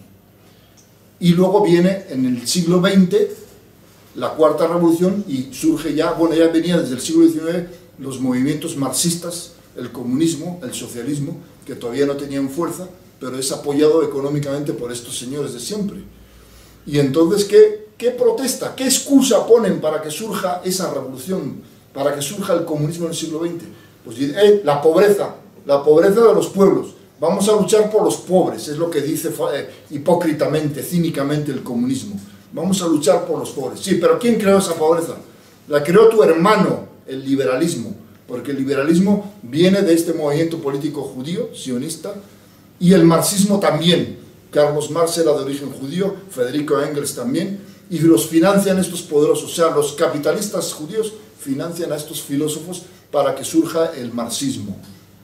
El marxismo viene a protestar en el siglo XX por la pobreza, pero esa pobreza no la creó la Iglesia Católica, ni los reyes católicos, ya empezaban a ser liberales, la creó el liberalismo.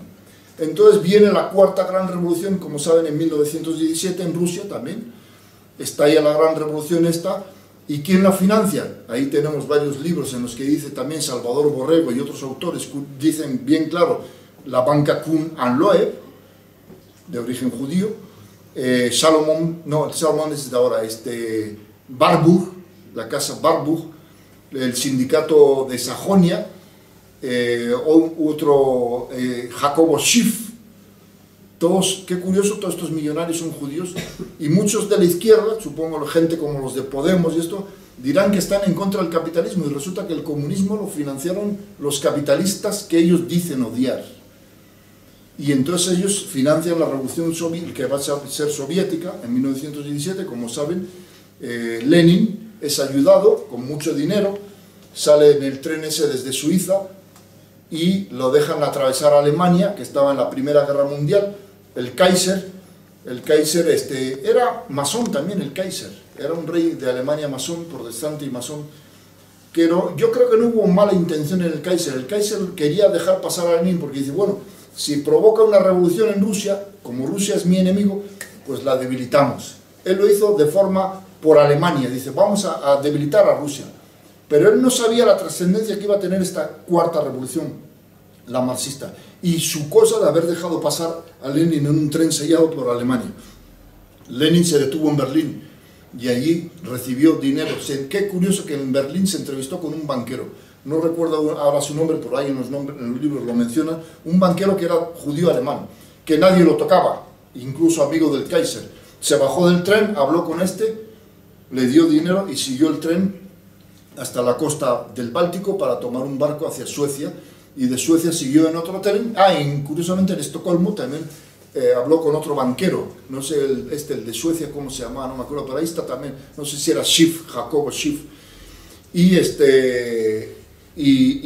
ya de Suecia entró por la frontera de Finlandia, que entonces Finlandia era un territorio que estaba en Rusia todavía, y de ahí llegó en otro tren hasta Leningrado, y con mucho dinero de estos capitalistas de origen judío empezó la revolución en Leningrado. Y luego vino también desde Estados Unidos otro judío muy financiado que se llamaba León Trotsky, que en realidad se llamaba Davidovich Bronstein. También qué apellidos, ¿no? No son apellidos ni vascos, ni catalanes, ni aragoneses, ni franceses. Bronstein llega también, o sea, es que no queremos encontrarlos porque luego nos dicen es que habéis judíos por todas partes, pero es que aparecen, no hay nada más que ver, escudriñar la historia. Y aparece Bronstein y Lenin, y los dos hacen la revolución soviética, la cuarta gran revolución del sionismo internacional, y curiosamente ellos siempre atacan a los ricos rusos, o a los ricos franceses o alemanes, pero a los ricos que son de origen judío no les tocan un pelo, ni destruyen su casa. Ya había pasado en Francia en la revolución de 1871 y en la de 1848, que ardieron casas de los ricos de París cuando empezó el comunismo, y hacen esas pequeñas revoluciones en Francia. Hacen esas revoluciones, las casas de los ricos franceses arden en París y en otros sitios de Europa, pero curiosamente la casa de los Rothschild no arde. A la de los Rothschild la respetan. Incluso había un piquete de milicianos comunistas anarquistas cuidando la casa para que no llegara un incontrolado, que siempre los hay, de estos ignorantes comunistas que, contra los ricos, no, contra los ricos sí, pero contra este rico no. ¿Por qué contra ese no? El ignorante comunista no lo va a saber, el ignorante de abajo del pueblo, pero sus líderes sí dicen, no, porque este es el padrino, y este es el de los judíos, este es el que nos da dinero. Y efectivamente así pasó, acababan con los ricos rusos y así está ya la revolución soviética. Como saben, impone Lenin una dictadura atroz en la cual aproximadamente se calcula que murieron 2 o 3 millones de hambruna, porque se cae el campo, empiezan a pasar hambre, y otros 3 millones de fusilamientos. Stalin fusila en su periodo corto, del año 17 al 24 que murió, a 6 millones de rusos, como hemos dicho, de hambruna y de fusilamiento. Está ayudado también por la prensa extranjera. Lo ponen en la prensa de Estados Unidos, que normalmente están controladas por estos señores de origen sionista, pues lo ponen como un hombre salvador de Rusia, ¿no? O sea, como es la prensa también manipulada por ellos, manejada por ellos, pues ponen a este señor como un héroe que había venido a luchar por el pueblo, que en realidad... Y Lenin luego estalla una guerra civil en Rusia, porque siempre los pueblos no se han quedado, no son tontos y dicen, no nos vamos a quedar cruzados de brazos. Este señor está matando, pues vamos, entonces se llamaron los zaristas, estalla la guerra civil entre los zaristas y los comunistas, que le llamaron los rusos rojos y los rusos blancos. Pero curiosamente los zaristas empiezan a sufrir un boicot. En ese boicot no reciben armas, y en cambio Lenin sí recibe armas de los banqueros, de los grandes armamentos de Estados Unidos. Qué curioso, ¿no? Los capitalistas ayudando al comunista, al que dice que lucha por los pobres. Mientras que los del zar no reciben armas y van en retroceso, como saben, a la familia real la hacen prisionera y los ejecutan luego en una noche, a todos ellos, y la guerra civil rusa se pierde, porque unos sí reciben armas y los otros no. La misma historia de siempre. Y incluso intervienen, Inglaterra manda soldados y Estados Unidos, y algunos se creen que iban aparentemente a defender al zar, pero no, esos se hicieron una especie de cinturón para que las tropas del zar habían tratado de conseguir armas en otros países, y para que ese cinturón impidiera que las armas llegaran a las tropas blancas, como llaman a los rusos del zar. O sea, como vemos otra vez, la conspiración judía masónica interviene para que Lenin triunfe. Luego Lenin muere y le sucede, se pelean entre ellos, trotskistas y stalinistas, y se impone Stalin, todavía peor que Lenin, el cual en su dictadura empieza a matar gente a montones, a millones y millones de rusos. Es el triunfo. Acaban con la iglesia ortodoxa también, van asesinando a cristianos ortodoxos en toda Rusia, se convierte en la Unión Soviética, y mueren millones y millones de personas por hambruna y por fusilamientos de Stalin. Es el comunismo, es el cuarto triunfo del sionismo, con esta revolución que luego se va a expandir por todo el mundo. Ya en tiempos de Stalin se expande por Asia, por países como Mongolia, Uzbekistán y otros sitios van cayendo en dictaduras comunistas o son anexionados por la Unión Soviética. Y luego lo curioso es que esta cuarta revolución soviética, ya Adolfo Hitler había hablado de ello en su libro de Mi lucha, de que había que detenerlos. Entonces Alemania, como saben, llega en 1933 al poder por medios democráticos, y Hitler decide que aquí el peligro era el comunismo. Él sabía todo esto que hemos hablado, de que el peligro de que el comunismo era una creación de los sionistas judíos, y entonces dice, como saben cómo quedó Alemania después de la Primera Guerra Mundial, que había quedado una islita, que es Prusia Oriental, aislada del resto de Alemania, pero Prusia Oriental tenía, además de frontera con Polonia, tenía frontera con Rusia. Entonces decía Hitler, hay que atacar a Rusia para que el comunismo no se expanda, que era un engendro judío también, y entonces decide hablar con el mariscal Pilsudski de Polonia en 1934-35, y le dice, mira, yo no te voy a reivindicar el pasillo de Danzig, que se lo quede Polonia, se lo habían quitado a Alemania después, que se quede ahí Polonia, pero sí te voy a pedir que nosotros los alemanes vamos a construir una autopista a través de Danzig y un ferrocarril. Y Pilsudski firma y dice, sí, está bien. Y Hitler lo tenía con toda la idea, dice, esa autopista y ese ferrocarril va a pasar tropas alemanas hacia Prusia, y de Prusia para atacar a la Unión Soviética para detener al marxismo, creación de la cuarta revolución del sionismo. Y entonces Pilsudski, que era anticomunista, era un militar tipo Franco, católico, nacionalista polaco, que había derrotado a los soviéticos en 1920 en el milagro del Vístula, cuando Polonia es invadida por Lenin. Había derrotado a los soviéticos, lo habían dejado solo Inglaterra y Francia, a Pilsudski, y se produce un milagro porque derrotan a los rusos, que eran mucha mayoría.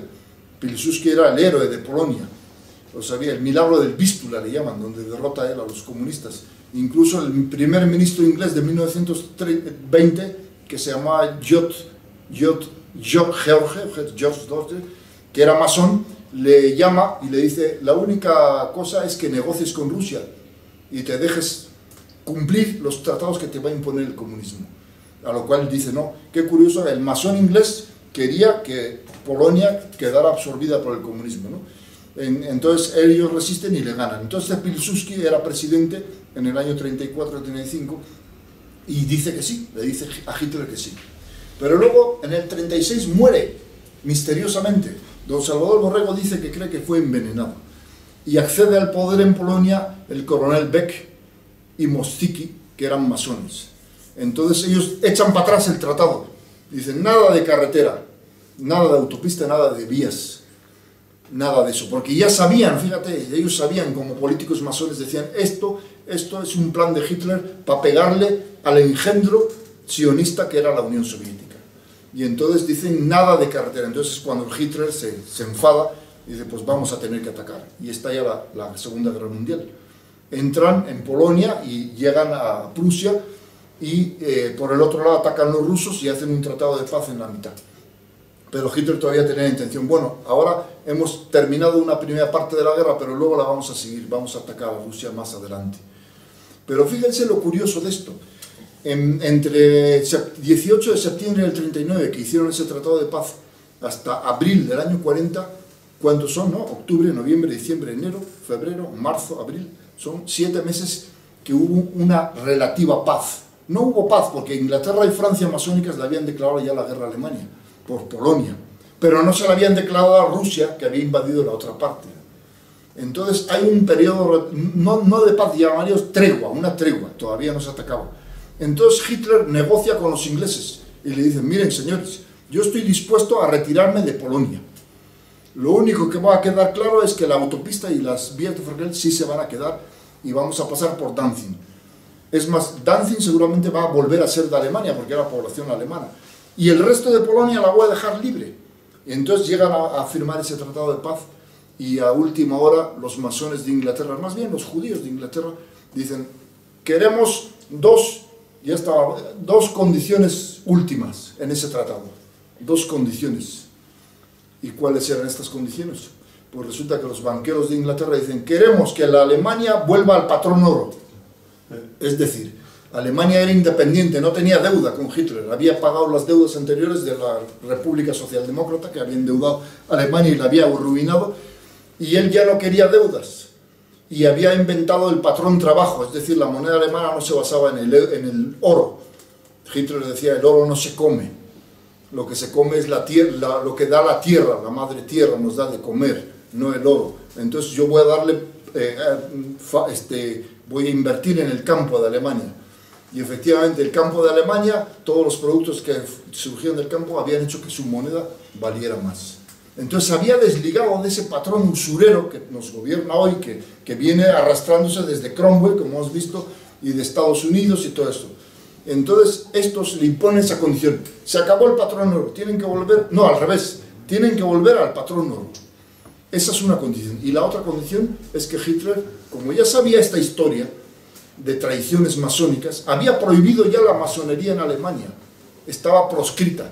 Bueno, pues la segunda condición que le imponen los ingleses, más bien los judíos ingleses, es que volviera a legalizar la masonería en Alemania, porque teniendo legal la masonería en tu país, es una víbora que tienes aquí escondida, traidora, que te va a picar en cualquier momento.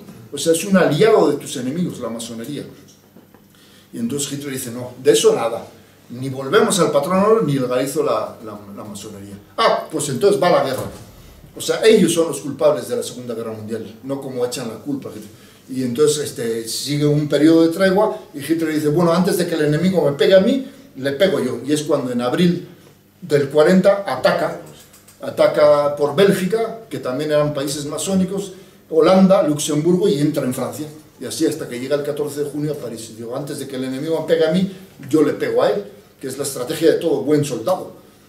Y entonces, claro, le acusan a es que invadió, es que invasor, asesino, invasor de países. No, sí, ellos provocaron eso de la guerra. Bueno, eso es parte de la Cuarta Gran Revolución. Como saben, luego el comunismo se expandió después de la Segunda Guerra Mundial. Una vez quitado Hitler, se expandió. Aquí en España, como saben, fue derrotado por el caudillo Francisco Franco. La república era masónica en un principio, pero nos llevaba al comunismo.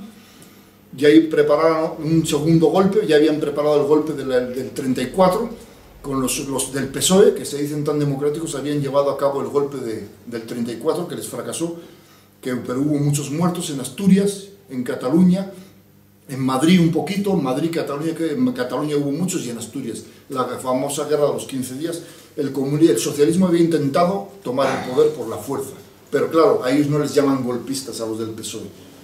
Entonces, el segundo golpe lo preparaba el comunismo, aliado con la masonería que estaba en la República, y entonces es cuando Franco se adelanta también a ellos y da la sublevación, el alzamiento, como saben, la guerra civil, y vence al comunismo. El comunismo ha sido rechazado en España y es rechazado en Alemania.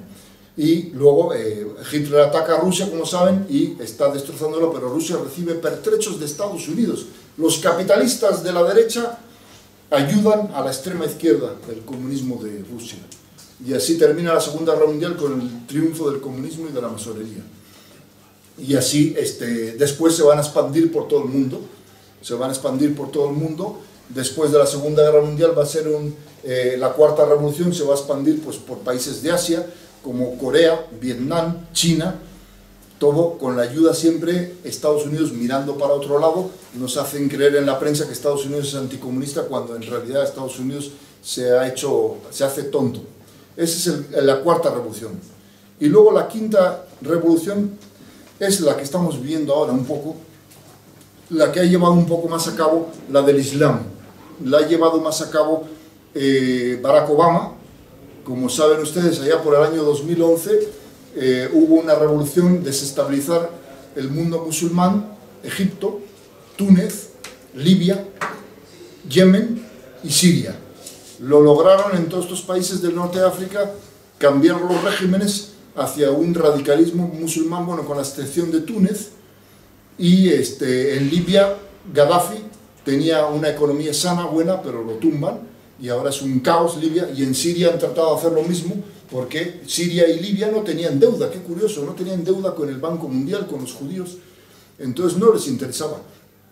Y tiraron y mataron a Gaddafi, que intervino mucho en la muerte de la Hillary Clinton, era secretaria de Estado de Obama, y es la que ordenó que había que asesinar a Gaddafi, porque tenía mucha información que podía molestar a los Estados Unidos y al plan sionista. Entonces, una vez que han derrocado a Gaddafi, que era un estorbo, y tratan de derrocar al de Siria, que tampoco tiene deuda con la banca judía, es un sistema económico independiente, pues y estaba ya a punto de caer, si no es porque lo apuntala Rusia y lo está salvando en cierto modo, ¿no? Aunque no sabemos qué habrá detrás de Rusia, hay que investigar, no se sabe bien claro, ¿no?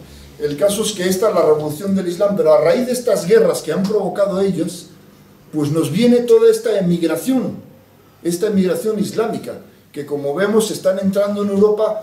Italia y Grecia tienen gobiernos, uno socialista, el italiano, de Matteo Renzi, y el de extrema izquierda de Chiripas en Grecia. Los dos tienen puertas abiertas.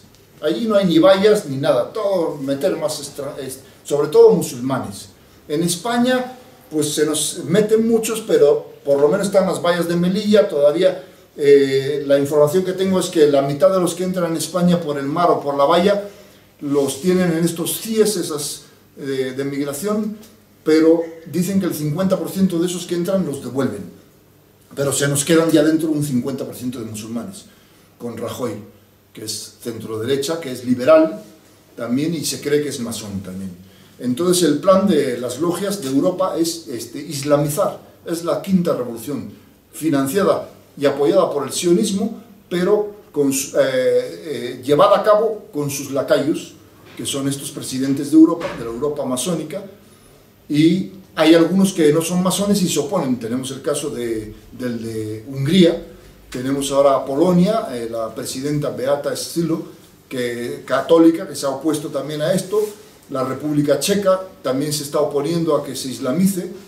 O sea, está viendo ya piedritas en el camino de la revolución, de la quinta revolución islámica, promovida por estos señores. Claro, a ellos los denigran, la prensa los pone de malos, de xenófobos, de racistas, toda la historia contra el de Hungría, contra esto.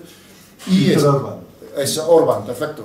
Y esta es la quinta revolución del sionismo, que ellos mismos provocaron la guerra y la caída de Gaddafi y de todos estos regímenes, para que haya guerras. Si no hubiera guerra, no necesitarían emigrar, todo esto. Sin embargo, ellos provocan primero la guerra, como ya vimos en el siglo XIX, provocaron la pobreza de los indios y esto, para que luego viniera el marxismo. Ahora han provocado con estas guerras muerte, destrucción y hambre, y claro, viene la emigración, y curiosamente les dicen, no vayáis, si son musulmanes, yo diría, bueno, pues vamos a un país como Arabia Saudí, que es rico, hay trabajo. No van a Arabia Saudí, vienen para Europa. ¿Por qué? Porque el plan del sionismo es islamizar Europa. Y ellos en siglos anteriores utilizaron al liberalismo masón y al marxismo para acabar con la Iglesia Católica. Pero como no les resultó, pues ahora utilizan al Islam. ¿Qué motivo trae esa emigración? Esta migración descontrolada, esta irresponsable, pues eso, de que dentro de 50 años sean los mismos o más los islámicos en Europa que los cristianos. Entonces será el triunfo, si se llega a consumar, de la quinta revolución del sionismo, de que ¿cómo acabas con la iglesia? Con las iglesias cristianas, principalmente con la católica, pues haciendo de que los cristianos, con el laicismo masónico que llevan, cada vez sean menos y vayan menos a misa. Y sin embargo, los islámicos cada vez abran más mezquitas. Entonces, dentro de 50 años igual tenemos una Europa que es ya más islámica que cristiana. Ese es el plan, el odio masónico y judío contra la Iglesia Católica. Y ahora contamos con esta tristeza de que esta quinta revolución tan importante está también, es la revolución islámica, pero es la revolución dentro de la Iglesia. La Iglesia ha sido infiltrada ya desde siglos atrás, pero ahora, después del Concilio Vaticano, se ha disparado todavía más. En los años de Paulo VI veíamos los sacerdotes comunistas, sobre todo en Hispanoamérica, que ayudaban a las guerrillas, que se hacían guerrilleros, que escondían guerrilleros y terroristas en Guatemala, en El Salvador, en Colombia, en México, en Chile, en Argentina, curas que colaboraban con el marxismo cuando están las encíclicas de 1937 de Divini Redentoris de Pío XI, condenando a todo católico que colabore con el marxismo, que colabore no solo en las armas, sino con el voto, con apoyar a un partido marxista es pecado, condenado por el Pío XII para un católico. Ya vemos que muchos católicos les entra por aquí, les da igual, colaboran con partidos marxistas. Luego está la condena de 1949 de Pío XII otra vez contra el comunismo. Y por último la de Juan Pablo II de 1986, Dominus et Vivificantur, en la cual califica al marxismo como un pecado contra el Espíritu Santo. La más grave condena que las anteriores, porque el pecado contra el Espíritu Santo no tendrá perdón, ni en esta vida ni en la otra, dice Cristo en los Evangelios. Entonces vemos que mismos sacerdotes infiltrados en la Iglesia colaboraron en esos años con el marxismo. Pero ahora, sacerdotes marxistas y masones infiltrados en la misma Iglesia colaboran con el islamismo. Vemos cómo están diciendo que hay que dejar, que hay que entrar, que hay que dejar. Les llaman, ya no los ven como soldados musulmanes, sino que les dicen pobres inmigrantes, hay que recibirlos. Y les ayudan y les dan de comer y todo en las parroquias y en Cáritas. Y entonces vemos que esta revolución, la quinta revolución, la más triste, que es la del Islam, está en la Iglesia, bueno, no toda, porque hay sacerdotes muy decentes que conozco también, que están en contra también de todo eso, pero hay muchos liberales que están colaborando con el sionismo para que la misma Iglesia pierda, para que el Islam gane y para que vemos como en Francia salía el otro día un video cómo se están destruyendo iglesias, más de 3.000, porque no hay clientela, no hay fieles, y que esos terrenos donde estaba la iglesia se van a abrir mezquitas. Y vemos como muchos sacerdotes, obispos, están permitiendo, incluso han prestado. En Francia, este sacerdote que asesinaron hace 3 meses, unos 2 yihadistas, ese sacerdote había prestado o regalado unos terrenos al imán de aquella ciudad francesa para que abriera su mezquita. O sea, y mira cómo le pagó el diablo, que los musulmanes lo asesinaron, ¿no? Entonces, vemos cómo tristemente nuestra iglesia colabora para que el islamismo triunfe también en Europa. Entonces, pues no sabemos bien lo que va a pasar, pero yo creo que Cristo va a venir la segunda venida a detener todo esto. Va a venir la segunda venida, que se espera, que está escrita, a venir a detener esta islamización y a corregir a sus clérigos, a los malos que hay dentro de la iglesia, que son masones, que son marxistas y que están colaborando activamente para la autodestrucción de la Iglesia. Se están poniendo la soga ellos mismos al cuello, dando cobijo a musulmanes que mañana esos musulmanes les cortarán la cabeza. Incluso vemos ese detalle que tuvo Francisco, que fue a la isla de Lesbos, en Grecia, hace, ¿qué será?, 5 o 6 meses, y estuvo con los refugiados allí, y estuvo en el campamento y se quiso traer a 12 refugiados para mantenerlos en el Vaticano, y entonces salió ahí en la noticia en internet de un matrimonio de sirios católicos que han huido de la barbarie esta islámica, que estaban también ahí pasando penurias en un campamento con frío, con lluvia, mal comiendo, con sus hijos que no pueden estudiar, que están ahí. Y ellos dejan, que se corrió la noticia que el Papa se va a llevar a 12 refugiados a vivir a Roma. Seguramente serán nosotros si somos católicos. Pues no. Lleva a todos. Sí, no, pero la sorpresa es que se llevó a 12 musulmanes. Y ese matrimonio de católicos estaban decepcionados del Papa, diciendo, pues ¿cómo es posible? Se llevan a esos musulmanes que odian a la Iglesia y nosotros nos quedamos aquí todavía sufriendo en un campamento las incomodidades que tienen, ¿no? O sea, como vemos cómo parece que se quiere islamizar Europa. También está esa noticia de que el Papa tiene un monaguillo, un sacristán musulmán, que no sé qué pinta ahí en las misas si él no cree en eso ni en Cristo. Y además con antecedentes por delitos sexuales. Exacto, y también acaba de nombrar en Buenos Aires director de la sección del periódico Vaticano del Observatorio Romano a un luterano. Digo, esto no lo había visto nunca en la Iglesia, que un luterano va a dirigir el Observatorio Romano de Buenos Aires, escribiendo ahí sus opiniones, que pueden ser contrarias a la misma Europa. ¿Qué es el anticristo? Se dice, sí. Es el anticristo porque el antipapa, sí. Es uno de los que quieren el nuevo orden mundial. Sí. Y lo ha dicho, sí. Precisamente, lo ha expresado. Exactamente. El caso Entonces, es que lo que quiere es una religión universal, la del anticristo, que es la mezcla de todas las religiones. Efectivamente. Y pues ya para terminar, pues vemos como esta última revolución, yo creo que va a ser la última, porque esto ya tiene que estallar, ya la gente, los pueblos están hartos, ya vemos cómo crecen los partidos nacionales, patriotas en toda Europa, en Francia, aquí en España es lo único que, yo no sé, no hay dinero. En Portugal también está creciendo, ¿no? Los partidos patriotas, nacionalistas, que se oponen a la islamización y a la masonería, están creciendo. Entonces, yo creo que antes de que hubiera una sexta revolución del sionismo, yo creo que antes va a venir Cristo, porque va a ser el que va a poner orden en su iglesia primero y en el mundo, y va a derrotar al anticristo, que son estos, los sionistas. El anticristo va a venir de una familia judía.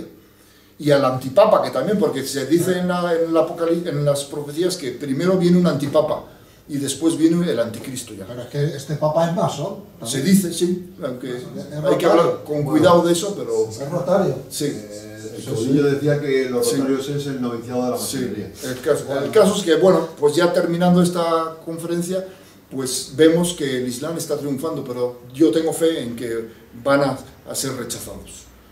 Y muchos yo creo que incluso se van a convertir. Aunque la Iglesia, los sacerdotes no hacen nada por convertirlos, porque claro, están predicando el Papa y predicando muchos obispos, déjalos, que están bien en su religión, que no hace falta convertirlos. O sea, están llevándole la contraria a la palabra de Dios. ¿Qué dice Dios en los evangelios? Id y evangelizad a todas las naciones en mi nombre y hacer discípulos a todos los pueblos. Entonces quiere decir que lo que ahora hacen algunos obispos y sacerdotes, pues todo lo contrario de lo que decía Cristo, porque Cristo dice, evangeliza a este. Nunca dijo Cristo, id y evangelizad a todos en mi nombre, pero a los que tengan otra religión, a esos no. Y eso es lo que está aplicando ahora la Iglesia. Como ya tienen otra religión, pues a esos no. Dicen que no hay que predicar a los islámicos. Entonces esta es la quinta revolución, que el triunfo de ellos está ahora, pero yo creo que van a fracasar. Yo creo que con esto pues damos terminada la conferencia y ahora si quieren algunas preguntas.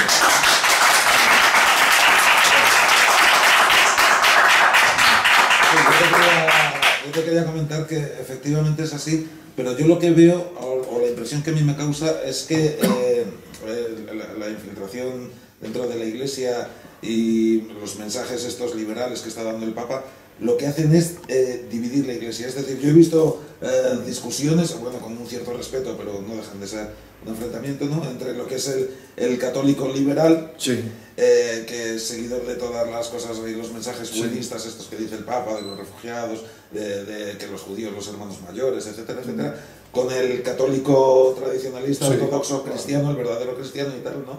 Y entonces lo que veo es que se abre como una brecha nueva en la Iglesia que antes no había existido. Había existido la brecha del evangelismo, de Lutero, pero la brecha actual dentro de la Iglesia católica se está abriendo más. Sí, sí, sí. Con este... Primero fue lo de Lutero, luego fue la masonería, el católico liberal, ahora se ha vuelto a reafirmar el católico liberal, luego fue el marxismo de los 60, 50, los curas guerrilleros, el católico que se decía marxista, aunque estuvieran condenados, a ellos no les importaba, la prensa les aplaudía, y ahora vemos pues otra vez el católico liberal apoyando al Islam, que dicen que cualquier religión es buena, que es una falsedad. Pero bueno, esa es la cosa. Sí, sí, no, quería hacerte alguna pregunta, pero hay una cosa que quería puntualizar. Isabel II se casó con Francisco de Asís, sí, que decían los comentaristas de la época que llevaba más puntillas en el traje de novios que la reina, porque era homosexual, sí. Homosexual. Sí, está Entonces reconocido. decía yo, ¿y esto cómo pudo ser? Y dice, pues claro, porque la masonería y los liberales masónicos le dijeron, tienes que casarte con este, porque Sí. ella tuvo como 10 abortos. Y tuvo 10 abortos, pero no de él. Sí. Y claro, es que eso es una parte Sí. de la historia de España, Sí, sí. porque dice, ¿quién fue el verdadero padre de Alfonso XII? Porque claro, Sí. si el otro era marica, ¿con quién Sí. es? Claro, Ricardo de la Cierva lo dice bien claro en sus libros, lo ha investigado, que es muy serio, que bueno, falleció hace pero un es año. que él un día ¿Qué? hablaba un comentario en la tertulia, él tenía un novio que se llamaba Antonio Meneses. Sí, sí, sí. Que era con el que él convivía. Sí. Y entonces resulta que cuando echan a Isabel II para la Revolución de la Gloriosa, Sí. resulta que él se quedó aquí en un palacete viviendo por su novio Sí, claro, pagado por el Estado. Sí, Porque, no claro, le hicieron así. nada. Sí, sí, sí, claro. eso- Incluso dice Ricardo de la Cierva que Alfonso XII no era hijo de él, sino que era de un capitán de la guardia. Decían que Que de general muy Serrano, galán, pero al muy guapo. final de Puigdemont, Sí. uno que era... No, José Ingenieros, Sí. según dice Ricardo de la Cierva, se llamaba este capitán, que era muy guapo y es el que nació de él, Alfonso Pero en XII. realidad no tenía que haber gobernado porque ya era un rey bastardo. Exacto. Porque, claro, no era hijo del matrimonio que se había concebido. Pero al liberalismo le interesaba que siguiera, porque era un rey también liberal. Alfonso XII lo dijo él mismo, yo soy un rey liberal. Y cuando le dijeron, pero es usted católico, y él empezó a decir, sí, soy un católico liberal. O sea, mezclando lo que los papas del siglo XIX condenaron el liberalismo y que no podía ser católico. Lo mismo que en el 20 el marxismo dijeron que no se podía ser católico liberal. Has dicho antes una cosa en la que has dicho que Cánovas y Sagasta eran masones. Yo no tengo ese... O sea, yo... De Cánovas sí creo, ¿eh? Cánovas yo creo que no. Es que el que era masón seguro era Práxedes Mateo Sagasta, que Sí, era, sí, era eso sí, masón. sí. Cánovas tengo dudas de que lo fuera. Bueno, dicen que era masón conservador. Antonio Cánovas del Castillo, la centroderecha de ahora, lo que es Rajoy, lo de ahora. Rajoy es Bueno, masón. Rajoy es masón también. Rajoy es Y masón. Cánovas del Castillo fue el que influyó mucho en Alfonso XII para terminar de quitar los fueros al País Vasco, Sí, que eso sí provoca después el separatismo. Sí, sí, sí. Oye, pero eso que has dicho de los, como decías que Lutero tenía el escudo de los Rosacruz, Sí. eso me ha recordado porque cuando tú has hablado, y eso no sé si lo sabes tú, de Juan XXIII, es que Juan XXIII, el del Concilio Vaticano II, fue iniciado en una logia Rosacruz en Turquía cuando tenía 26 años. Eso mucha gente no lo sabe. O Sí. sea, Sí, sí. qué curioso que a Juan XXIII le inician en esa logia Rosacruz en Turquía y luego después se hace el Concilio Vaticano II. Es que... Sí, sí, sí, sí, ahí viene en ese libro de Judaización del Cristianismo, habla de eso, de Juan XXIII, de don Federico Ribanera Carles, otro grande del nacionalismo católico. Además, cuando cuando estuve en Francia, ha dicho a un mestre de una logia Sí. masónica que nada separa la iglesia y la masonería. Lo que quiere la masonería, quiere la iglesia también. Dijo Juan XXIII. Sí, sí. Sí, O sea, eso siempre se ha aún sospechado. siendo cardenal con calma. Sí, sí, sí, sí. Sí. Pues, Pero es que luego Pablo VI, que fue posterior a él, dijo que él no podía ejercer su pontificado bien porque había penetrado en la iglesia el humo de Satanás. Ah, sí, sí, sí, Pero el humo de Satanás yo creo que se refería a lo que Juan XXIII le había dejado masones metidos ahí. Sí. Y eso era el humo de Satanás. Y luego yo entiendo. sí, sí. Perdón, yo solamente hacer una cosa. Sí. Primero felicitarte por la Bueno. es magnífica. Gracias. Yo desde mi punto de vista también haceros una acotación sobre estos temas como que es la iglesia y todo esto, pero con mucho respeto, porque el Papa es el que tenemos. Exacto, sí, por eso hay que... Entonces, eso, cuidado, porque Sí, ahora sí, sí sí. vamos a empezar a hacernos religiones. Sí, hay que tener mucho cuidado con lo del Papa. Cuidado con criticar. Ya, pero yo lo tengo Espera un segundo, espiritual. espera un segundo. Sí, sí, sí, Sí. Entonces, simplemente esa acotación, Sí, más... lo que sea ya saldrá. lo que ve, Igual dentro de unos años... Vamos a intentar todo lo que, Sí. todos los datos que demos con todos los datos para no caer exacto, en el sectarismo en de el nuevo. sectarismo tal. Sí, sí, Y sí. un apunte que Lo que salga ya saldrá. los que somos católicos sabemos Sí, hay que tener cuidado en eso.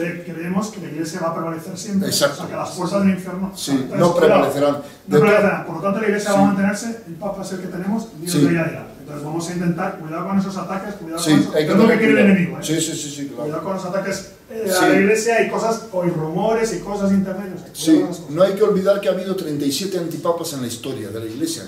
Los 37 antipapas han estado sentados en Roma durante unos años, unos más, otros menos. Tenemos el caso muy curioso de Anacleto II, que era de origen judío, exacto, Pier Leoni, y que estuvo sentado casi 6 años. Entonces imagínense la época de esa, que la gente del pueblo católico diría, uy, ¿este papa qué está haciendo? Y estamos un poco nosotros, pero mientras estuvo sentado se le consideraba el Papa. Luego vino San Bernardo de Clairvaux y lo denunció y lo declaró que él era un hereje y que lo declararon antipapa y lo derrocaron.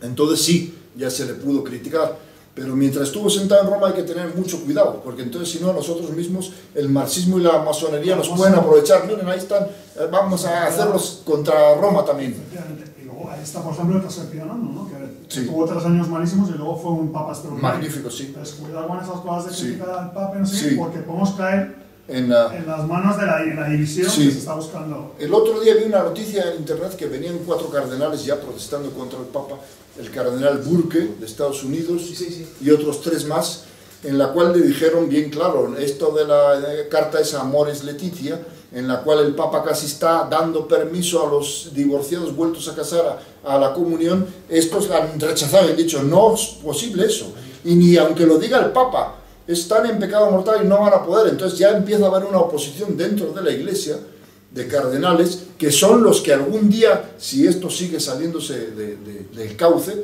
esos cardenales son los que van a declarar antipapa, si es que llega, o el mismo Cristo cuando venga en la segunda venida, no sé, algo así. Entonces sí podremos hablar más claro, pero ahora hay que tener cuidado porque si no nos aprovecha el enemigo también diciendo, mira, esto está bien. Y para terminar, ¿cómo tú pones ahora, cómo analizas tú lo que tenemos ahora, el fenómeno Trump? ¿Cómo tú lo... Bueno, desde incluso luego... ¿crees que es una cosa anacrónica que ha salido de ahí? Pues mira, yo no tengo mucha fe en él. Trump, por supuesto, no es un Francisco Franco. No. Entonces Trump es un títere también de la alta finanza judía de ahí de Nueva York, de Wall Street, y él mismo ha declarado que él desde joven, desde niño, ha sido projudío.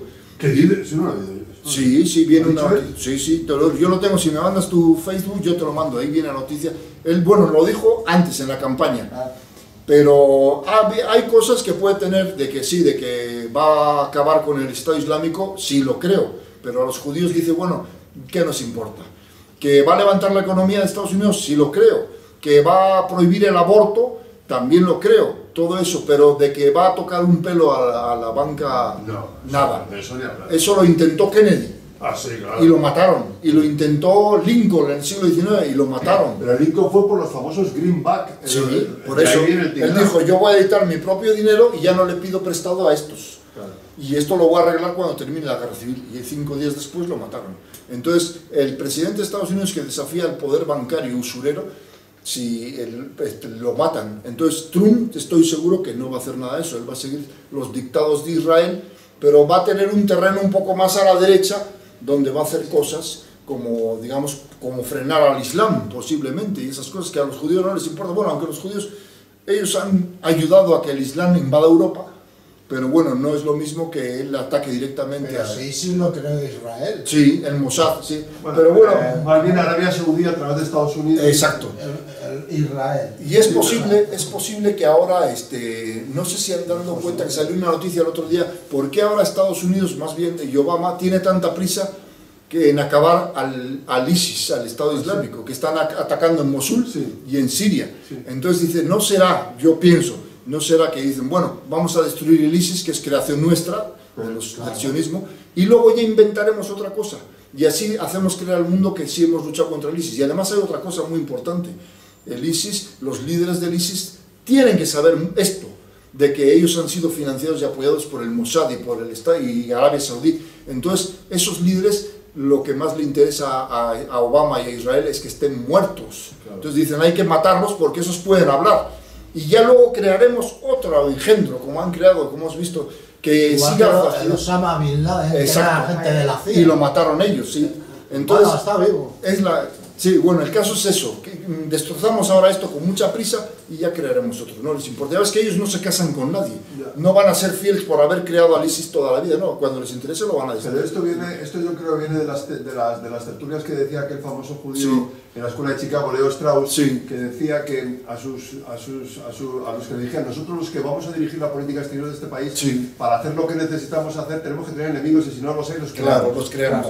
Está el caso también, esto ya, para terminar, hay un caso muy curioso en Colombia, porque yo escribí un libro que se llama La conspiración contra Iberoamérica, que no me quedan ejemplares, pero hablo país por país, hermanos de Colombia, explico ahí cómo allá hace unos años la guerrilla de las FARC era muy fuerte y había dos líderes muy importantes, uno se llamaba Marulanda, Tiro Fijo, Marulanda, Manuel, y el otro era Raúl Reyes, que no se llamaban así, pero esos dos eran los más veteranos y daban mucha guerra, y esos dos yo estoy seguro que sabían las conexiones entre la guerrilla de las FARC y Estados Unidos y la CIA, y que la CIA los estaba ayudando. Es que a Raúl Reyes le tiraron un misil para matarlo cuando lo localizaron con el teléfono móvil, eso fue así. Pero exactamente, pero los americanos llevan con sus satélites desde los años 60 y sin embargo no han querido dar las fotos a los gobiernos. Y curiosamente de pronto las fotos del satélite que guiaron con ese teléfono lo encontraron a Raúl Reyes en un campamento en Ecuador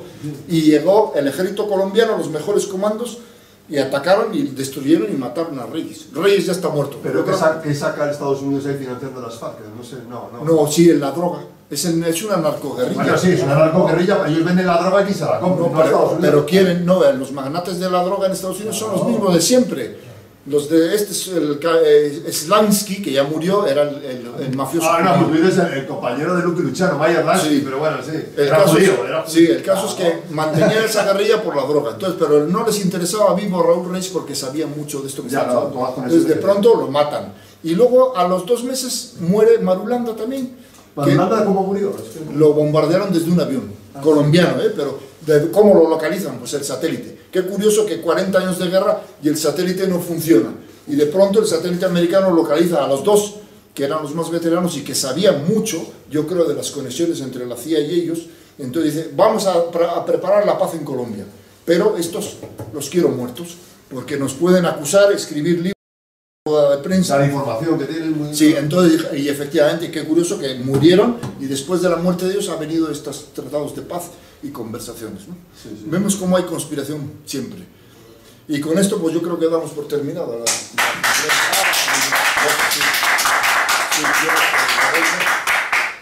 Sí, vamos a decirlo. Del capitalismo tradicional. Pero.